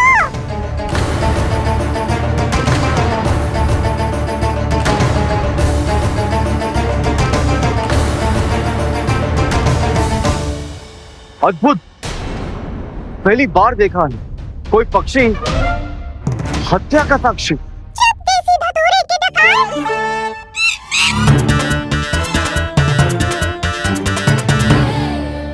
महाराज, इससे बड़ा प्रमाण क्या हो सकता है? महाराज, ये लड़की दिखने में भोली दिखती है, पर इसके सूरत पर ना जाए। इसकी सीरत उतनी ही खराब है। इतनी कम उम्र में इतनी निर्दयी तरीके से हत्या, ये क्षमा योग्य नहीं है महाराज। और जिस प्रकार आप हमें यहाँ तक घसीटते हुए लेकर आए हैं, हमारी इतनी विनती करने के बाद भी आपने हमारी एक नहीं सुनी, हमें कुछ बोलने तक भी नहीं दिया। क्या वो सही था? हमारी बूढ़ी माँ, उन तक को भी आपने नहीं छोड़ा।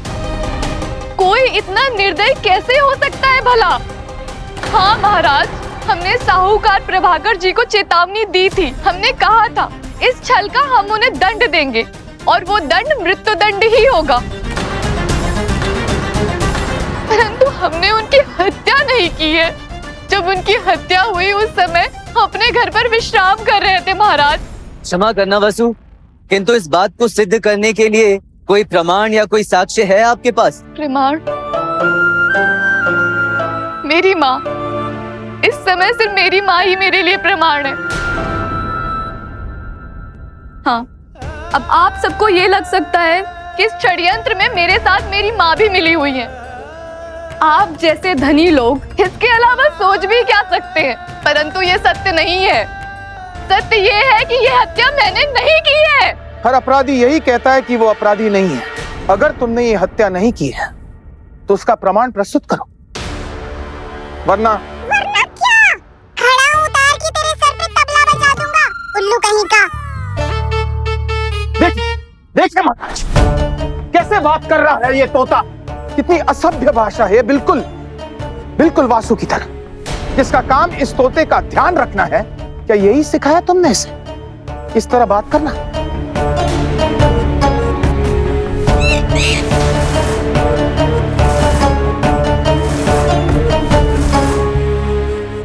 देखा, एक पक्षी ने भी जाना है कि इस लड़की की नियत में खोट है महाराज। नहीं महाराज, मेरी बेटी वासु ने कुछ नहीं किया है।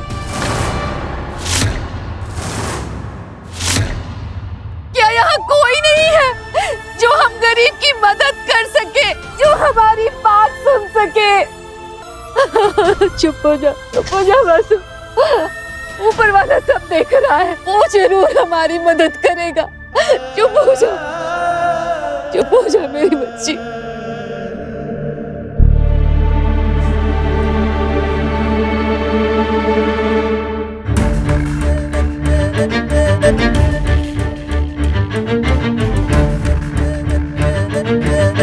जी, मैं यहाँ सबसे पुराना नौकर हूँ। 25 वर्ष हो गए मुझे यहाँ काम करते हुए। प्रभाकर स्वामी यहाँ अकेले ही रहते थे और वासु और उसकी माँ नलम्मा यहीं बाहर ही रहते थे, झोपड़ी में। और आप माशे? जी, मेरा नाम नाइकन है। मैं साहूकार प्रभाकर अन्ना का लेखपाल हूँ। उनकी धनराशि, जमीन, सबका हिसाब मैं ही करता हूँ। यहाँ से 500 कदम की दूरी पे मैं रहता हूँ। प्रभाकर अन्ना को हिसाब में कुछ गड़बड़ी की आशंका थी, जिसके कारण उन्होंने मुझे घर बुलाया। जब मैं यहां पहुंचा तो मैंने नलम्मा को, मनु को दबोचते और बही खातों को चुराते हुए देखा। यहां इस सुरक्षा पेटी से वो बही खाते चुरा रही थी।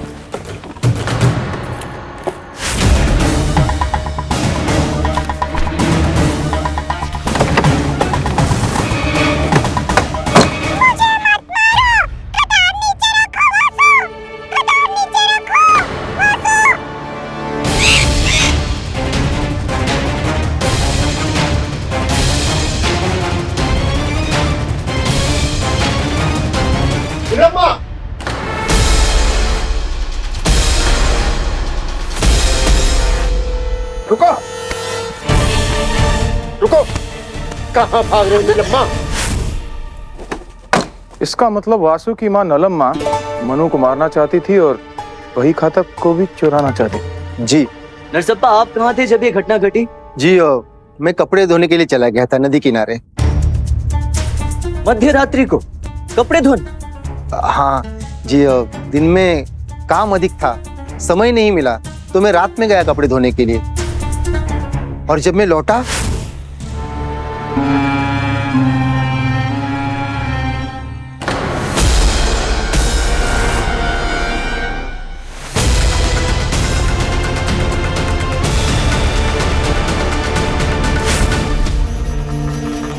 क्या आपको पूरा यकीन है कि जिसे आपने भागते हुए देखा वो वासु ही थी?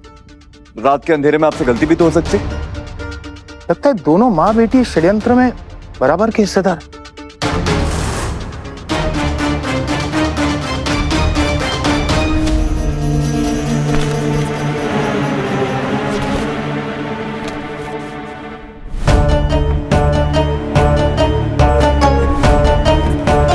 पंडित रामा, किसी भी वस्तु को हाथ लगाने से पहले ये कैसे संभव?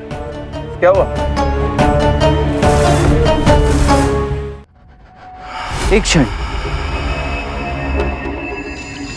साहूकार प्रभाकर के इन पुस्तकों को देखिए।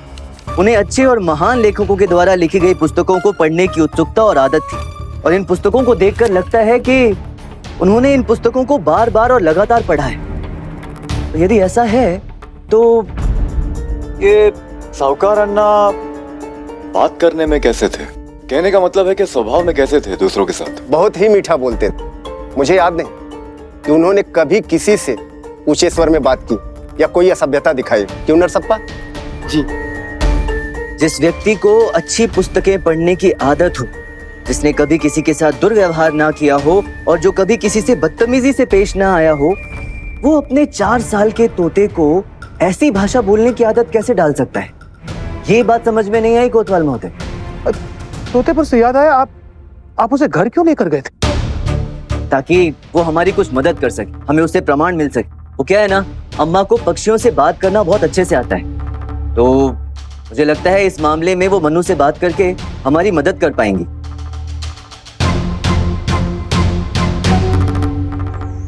मुझे लगता है उस बेचारी लड़की को फंसाया जा रहा है। पर अम्मा, ऐसा कोई क्यों करेगा? क्योंकि आमतौर पर तोते को मनुष्य की भाषा सीखने में बहुत समय लग जाता है। इसीलिए इसका ये बोलना कि वासु, मुझे मत मार, कटार नीचे रख दो वासु। वासु, मुझे मत मारो, कटार नीचे रखो। वासु, कटार नीचे रखो। वासु। एक तोता ऐसा तभी बोल सकता है जब किसी ने इसे बहुत दिनों तक या महीनों तक ऐसा बोलना सिखाया हो, हत्या से पहले। तब बड़ी चालाकी से हत्यारे ने अपना काम करके बेचारी वासु को फंसा दिया होगा। हाँ माँ, आपकी बात तो सही है, और वासु स्वयं इसे ऐसा बोलना तो सिखाएगी नहीं। है ना मिट्टू? है ना मनु?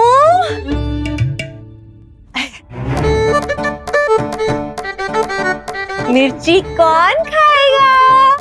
तेरी अम्मा। मूर्ख माघा मनहूस मेंढक।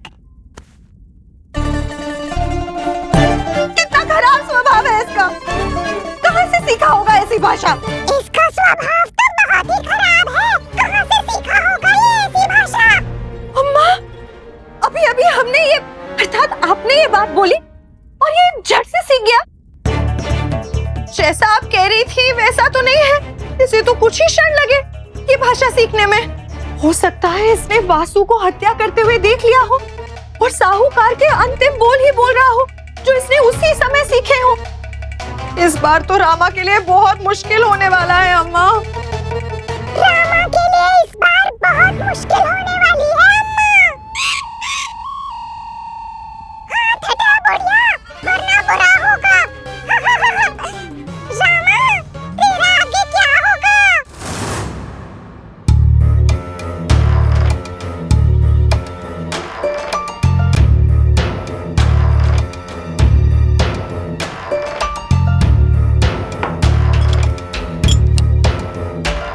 तुम्हारी मनपसंद मदिरा। शिव शिव शिव, घर में रहना है ना? नरसप्पा, कल रात यहाँ साहूकार के साथ कोई और भी था जो मदिरा पान कर रहा था? जी मैं नहीं जानता, मैं तो कपड़े धोने के लिए गया था। और आप? जी मैं मदिरा पान नहीं करता, परंतु हाँ कई बार एक ही महाशय को मैंने प्रभाकर अन्ना के साथ मदिरा पान करते हुए देखा है। मैं आपकी शाही सेना का प्रमुख सुयोधन हूं महाराज।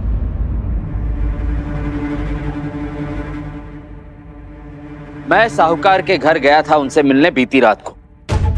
साहूकार मेरे परम मित्र हैं। मैं एक खास मदिरा लेकर उनके घर गया था उन्हें देने, जिसमें से थोड़ी मदिरा हमने वहां बैठकर पी। आप ये बताइए सुयोधन महोदय, जब आप दोनों मदिरा पान कर रहे थे उस समय प्रभाकर जी ने कुछ ऐसा कहा था क्या जो आपको थोड़ा विचित्र लगा हो, या उनकी शारीरिक भाषा में किसी प्रकार का बदलाव दिखाई दिया हो?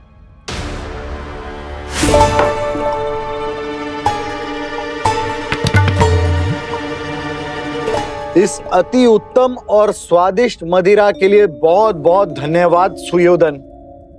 तुम ही मेरे एक सच्चे मित्र हो, बाकी सब तो चोर कपटी हैं। तुम पर मैं आंख मूंद कर विश्वास कर सकता हूं, बाकी सब तो मुझे लूटने के लिए बैठे हैं। ऐसा क्यों कह रहे हो मित्र? क्या हुआ क्या? बताता हूं।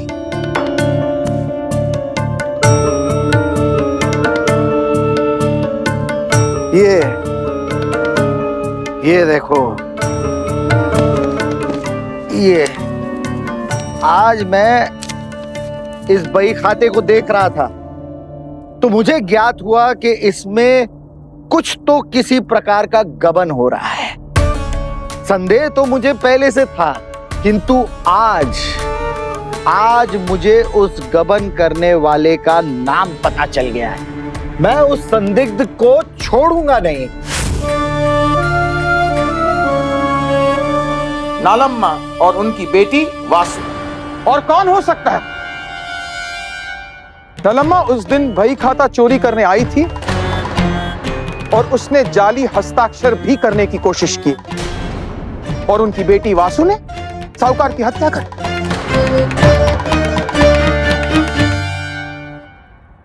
एक क्षण कोतवाल महोदय, उसके बाद क्या हुआ? कोई और बात नहीं हुई आप दोनों के बीच में?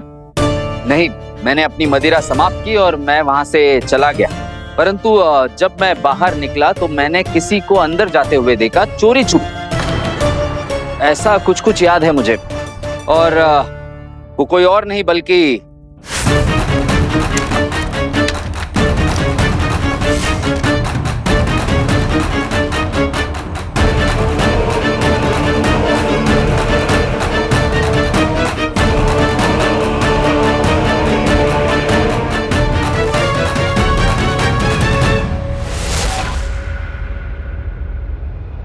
और क्या प्रमाण चाहिए महाराज? पहले वासु के घर से ये हथियार प्राप्त हुआ और अब सुयोधन कह रहे हैं कि उन्होंने वासु को साहूकार के घर में प्रवेश करते हुए देखा, और नायकन ने उसे साहूकार के कक्ष से बाहर जाते हुए भी देखा, और नलम्मा को बही खाता और तोता दोनों को चुराते हुए भी पकड़ा। इसका तो यही तात्पर्य है महाराज कि साहूकार की हत्या वासु ने ही की। महाराज, मेरी बेटी वासु ने हत्या नहीं की है। हत्या मैंने की है, मेरी बेटी ने नहीं। वो तो उस समय सो रही थी। देखा मारा, स्वयं नलम्मा ने ही स्वीकार किया। मैं तो पहले ही कह रहा था कि माँ और बेटी दोनों इस षड्यंत्र में शामिल हैं। बेटी ना सही, माँ ही। ऐसा क्यों किया आपने निलम्मा? महाराज, साहूकार राजन्ना ने हमारे साथ छल किया था। उसी का प्रतिशोध लेने के लिए मैंने उनकी हत्या की।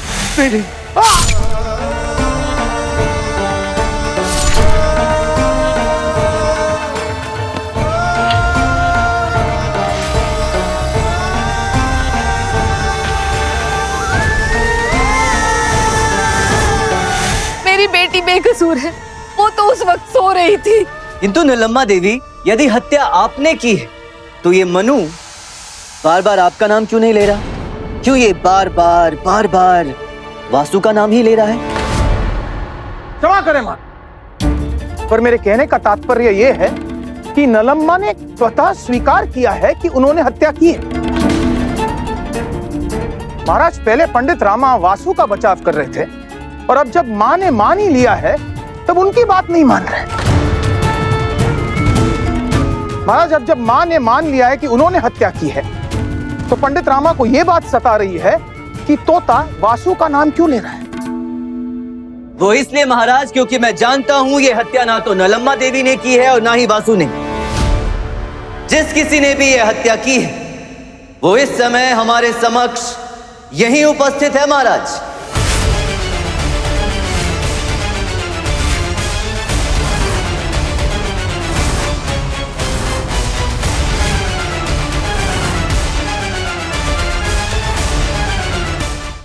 मैं जानता हूं ये हत्या ना तो नलम्मा देवी ने की है और ना ही वासु ने। जिस किसी ने भी ये हत्या की है वो इस समय हमारे समक्ष यहीं उपस्थित है महाराज। तो आपका यह कहना है कि नलम्मा स्वीकार कर रही हैं कि उन्होंने खुद हत्या की है, वो क्या झूठ बोल रही है? तो आपके हिसाब से दोनों मां बेटी निर्दोष हैं, हालांकि सारे प्रमाण उनके खिलाफ हैं। अरे प्रमाण छोड़िए पंडित रामा, ये तो स्वयं स्वीकार कर रही हैं कि इन्होंने हत्या की है।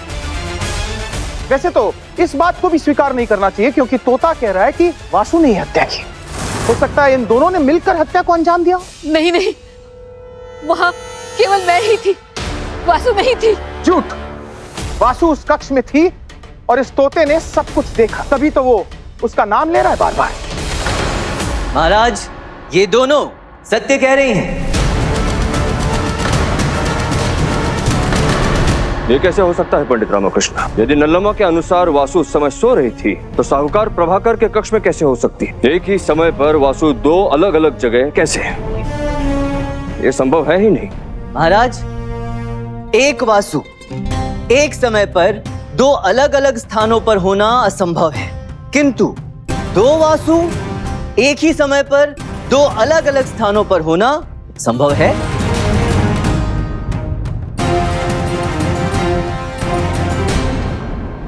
दो वासु अर्थात?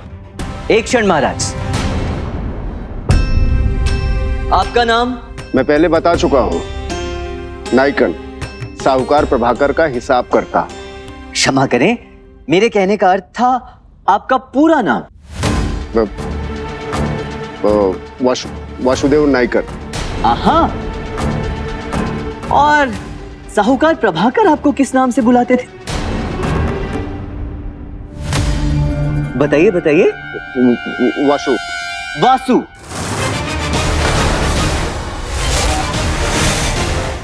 परंतु मैंने हत्या नहीं की। मैंने ऐसा कहा भी नहीं। महाराज, सुयोधन जी ने हमें अभी बताया कि प्रभाकर जी को यह चिंता थी कि उनके बही खाते के साथ कोई तो गबन कर रहा है। अब ऐसा गबन हिसाबकर्ता के अलावा और कौन कर सकता है महाराज?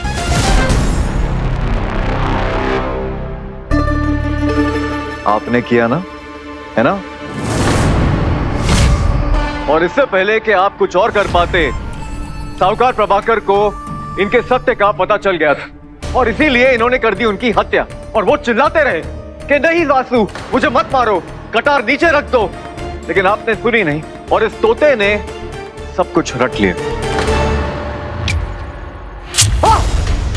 मुझे मत मारो वासु, कटार नीचे रखो वासु, कटार नीचे रखो वासु।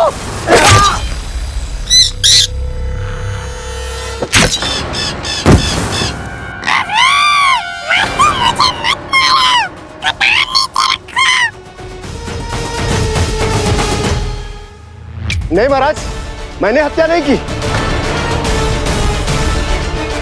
वसुंधरा ने की है। मैंने खुद अपनी आंखों से इसे भागते हुए देखा था। नरसप्पा ने भी देखा था, उस समय वो अपनी झोपड़ी में नहीं थी।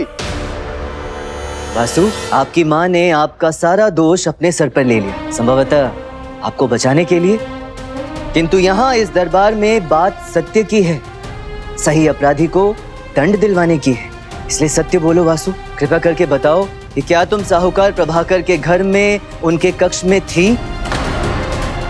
बोलो वासु, सत्य क्या है? वासु बोलो।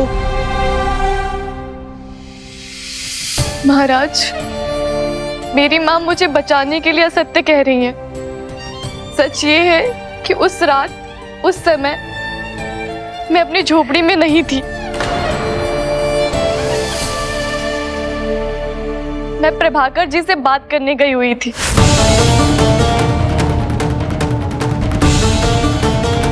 और मैं बहुत क्रोधित थी। मेरी माँ को लगा मैं क्रोध में आकर कुछ गलत ना कर बैठूं, इसलिए वो मेरे पीछे गई हुई थी। परंतु मैंने उन्हें अपना पीछा करते हुए देख लिया था और मैं छुप गई। कारण मुझे पता था इस बार भी हर बार की भांति वो मुझे उनसे बात करने से रोक देंगी। पर जब प्रभाकर जी को उस अवस्था में माँ ने देखा तो उन्हें लगा मैंने प्रभाकर जी की हत्या कर दी है और वो प्रमाण मिटाना चाहती थी। फिर मैंने नायकन जी को वहां आते हुए देखा। इससे पहले कि मैं उन्हें सतर्क कर पाती, नायकन जी ने माँ को पकड़ लिया था। और ये सब कुछ देख के मैं बहुत ज्यादा डर गई थी और मैं डर के वहां से भागी कि इतने में नरसप्पा ने मुझे भी देख लिया।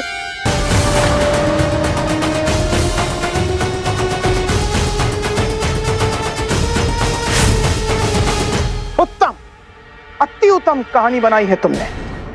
एक सत्य को छोड़कर इस साहूकार प्रभाकर की हत्या तुमने की है। एक क्षण कोतवाल महोदय, एक क्षण। जो कुछ भी वासु ने कहा वो सुनकर तो लगता है कि साहूकार की हत्या सुयोधन ने की।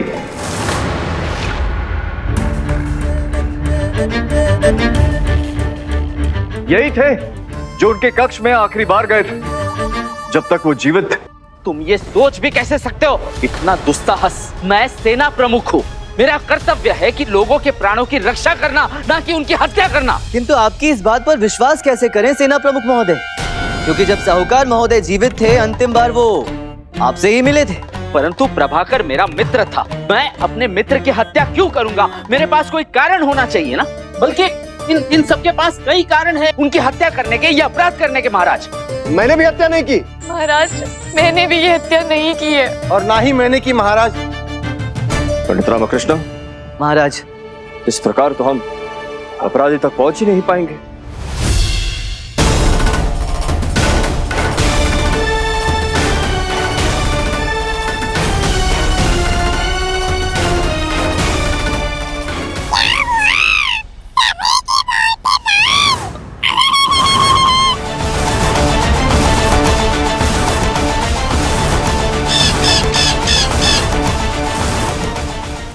तो ये तोता किसी की भी बातें सुनकर उसे तुरंत दोहरा भी सकता है।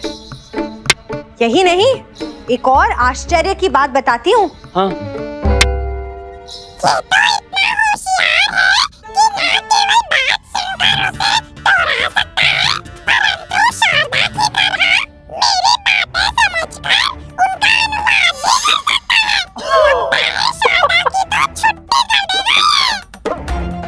अद्भुत, होशियार तोता।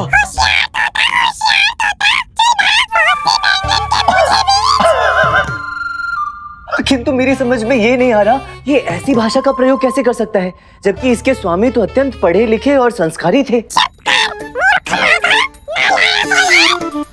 पिताश्री हैं? पिताश्री?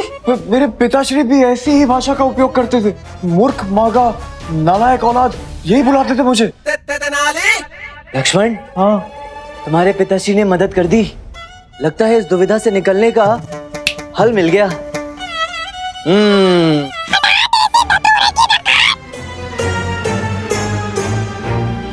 महाराज, मैं इस तोते को अच्छी तरह से समझने के लिए अपने घर लेकर गया था महाराज, और एक विशेष कारण से इसे यहाँ लेकर आया।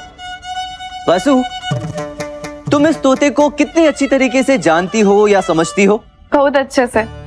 जब मैंने प्रभाकर जी के यहाँ काम करना शुरू किया था तब मैं इसके साथ बहुत खेलती थी, लेकिन अब यह इस प्रकार दुर्व्यवहार नहीं करता था। मुझे याद है जब पहले आपने इसे स्पर्श करने का प्रयास किया था तो इसने आपको चोंच मारी थी। क्या आप पुनः एक बार इसे उसी प्रकार छू सकती हैं? जी।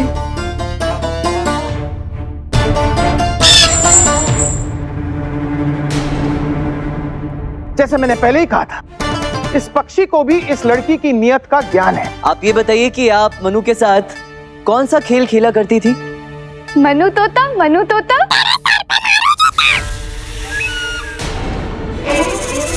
पहले ये ऐसे भाषा का प्रयोग नहीं करता था। मैं जब बोलती थी मनु तोता तो कहता था दिन में सोता, रात में सोता। हाँ, जाने कैसे इसने अपना खेल बदल दिया। खेल इसीलिए बदल गया महाराज क्योंकि किसी ने तोते को ही बदल दिया।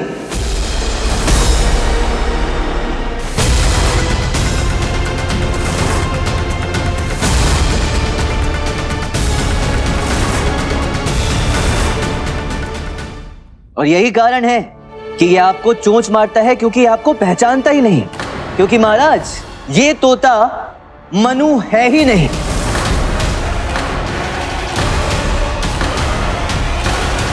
जी महाराज, आपने ठीक सुना, ये तोता मनु नहीं है। ये उसी की तरह दिखने वाला एक दूसरा तोता है जिसे किसी ने वो 2 पंक्तियां सिखा दी, मुझे मत मारो, कटार नीचे रखो वासु। और ये सिखाकर मनु के स्थान पर उस साहूकार के पास वहां इसे रख दिया।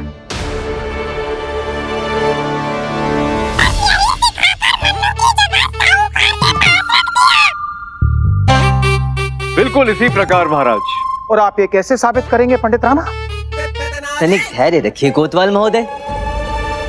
महाराज, इस तोते के हमारे घर पर आखिरी शब्द थे मूर्ख मागा, नालायक बेटा। बिल्कुल इसी प्रकार महाराज। जैसे कि कोई माता या पिता अपने बच्चों को डांट रहे हैं, परंतु साहूकार प्रभाकर के तो ना बच्चे थे और ना ही उनके माता पिता जीवित थे। तो फिर इस तोते को ऐसी अभद्र भाषा बोलना किसने सिखाया? क्योंकि साहूकार तो ऐसी भाषा का उपयोग नहीं करते थे। आपको क्या लगता है पंडित रामकृष्ण, इसने ऐसी भाषा किससे सीखी होगी? किसी ऐसे से महाराज जो अपनी संतान से खुश नहीं हो, जो सदा अपनी संतान को इसी प्रकार ताना मारते हो।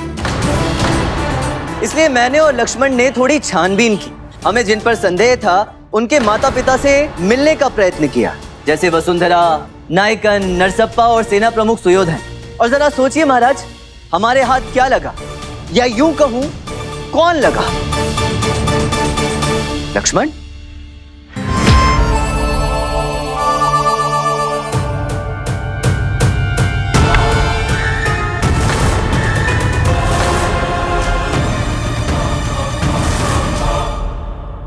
यहाँ है तू? देशी धतुरे की डकार, मुझे ये लोग यहाँ क्यों लेकर आए? इस बार तूने क्या किया है मंदबुद्धि मेढक? मन्नू तोता, मन्नू तोता। अब समझ में आया कोतवाल महोदय, इस तोते ने ऐसी भाषा कहां से सीखी और किससे सीखी? महाराज, ये जड़ियप्पा हैं, नरसप्पा के वृद्ध पिता और इस तोते के मालिक, और साहूकार प्रभाकर के पुराने और ईमानदार सेवक, और उनके हत्यारे भी।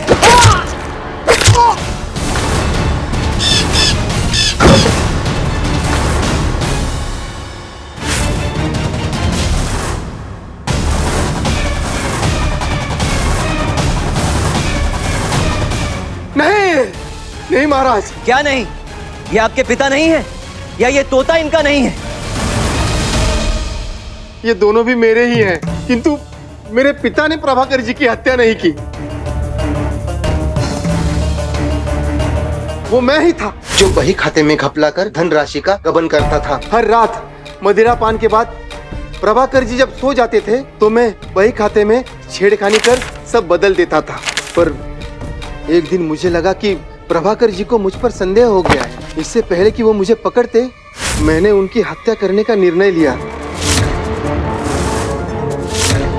मैं जानता था वसुंधरा और नलम्बा प्रभाकर जी को लेकर क्रोधित थे, तो मुझे लगा कि प्रभाकर जी की हत्या में मैं उन्हें आसानी से फंसा सकता हूँ।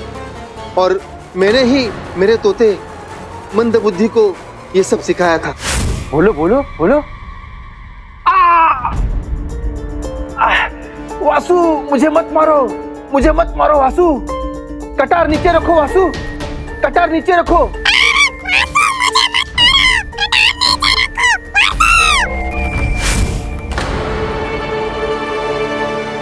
और फिर बड़ी चालाकी से आपने शांत मनु को अपने इस मंदबुद्धि तोते के साथ बदल दिया। हाँ, परंतु इससे पहले कि मैं कुछ करता, प्रभाकर जी की हत्या हो चुकी थी। इस बात से मैं अत्यंत प्रसन्न था। मैंने देखा बही खाता प्रभाकर जी के पास पड़ा था, इसलिए मैं डर गया कि कोतवाल महोदय ने अगर देखा तो उन्हें पता चल जाएगा कि बही खाते में मैंने ही छेड़खानी की है। इसलिए मैंने बही खाता छुपा दिया। और क्योंकि मैं पहले ही वसुंधरा को फंसाने की योजना बना चुका था, तो मैंने मदिरा साफ की और मनु की जगह मैंने अपने तोते को वहां रखा।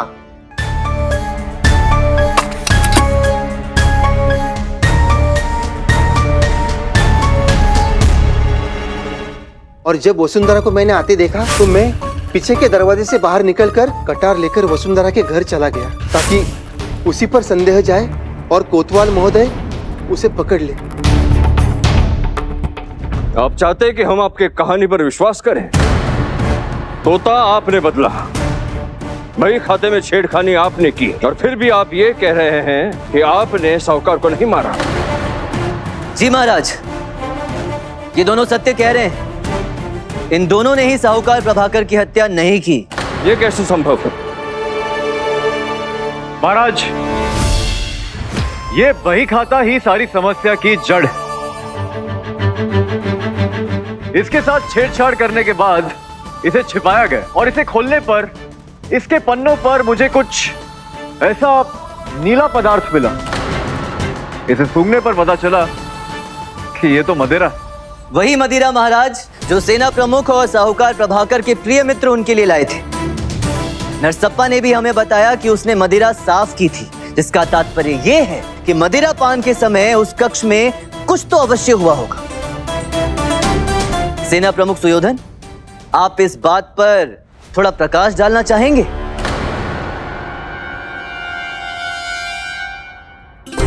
आप और साहूकार प्रभाकर बड़ी प्रसन्नता पूर्वक मदिरा पान कर रहे थे।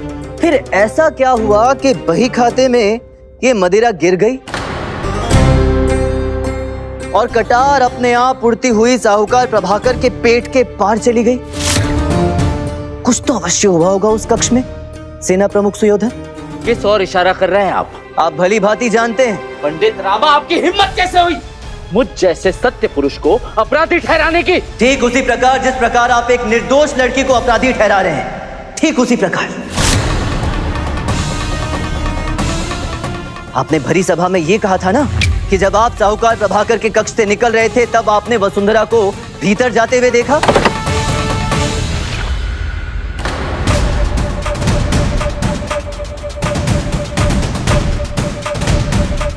किंतु नरसप्पा ने हमें यह बताया कि उसने वसुंधरा को कक्ष के बाहर आते देखा था। इसका तात्पर्य यह है कि आपके वहां से जाने के बहुत देर बाद वसुंधरा वहां आई थी। फिर आप इस निर्दोष को ऐसे क्यों फंसा रहे हैं?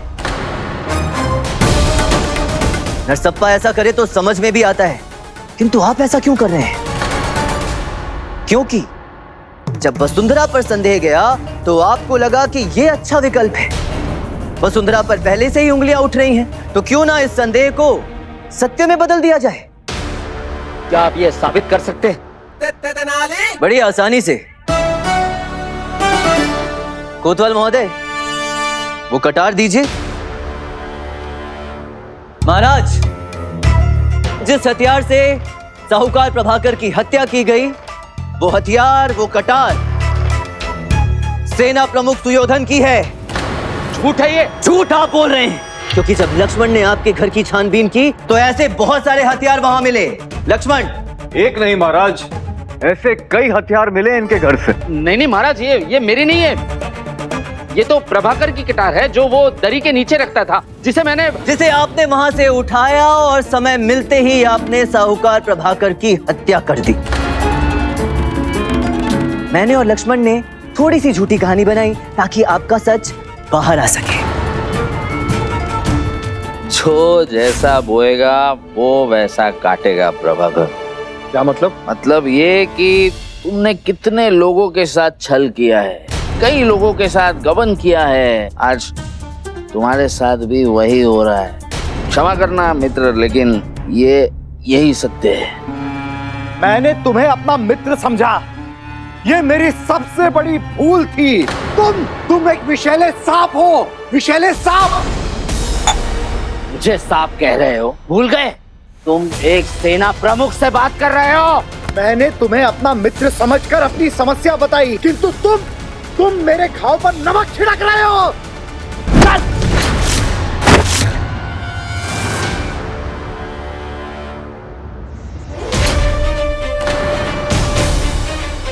प्रभाकर, क्या कर रहे हो? प्रभाकर, होश में आओ।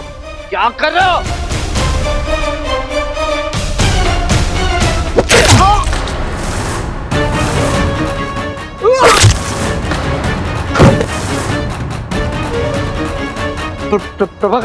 प्रभाकर, ये मैंने क्या कर दिया?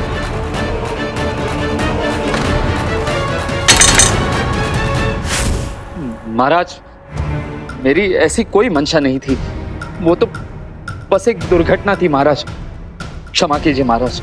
सेना प्रमुख सुयोधन को साहूकार प्रभाकर के हत्या करने के आरोप में मृत्यु दंड दिया जाता है।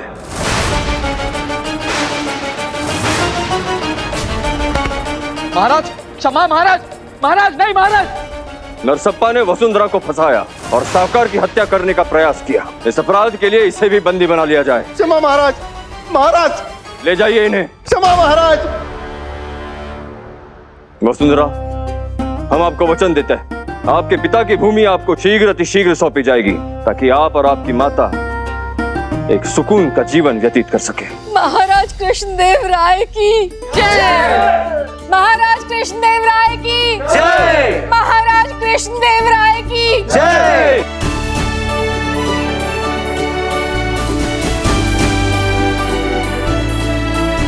जयकार हमारी नहीं, पंडित रामकृष्ण की होनी चाहिए। एक बार फिर इन्होंने सिद्ध कर दिया है कि ये कितने बड़े बुद्धिजीवी हैं।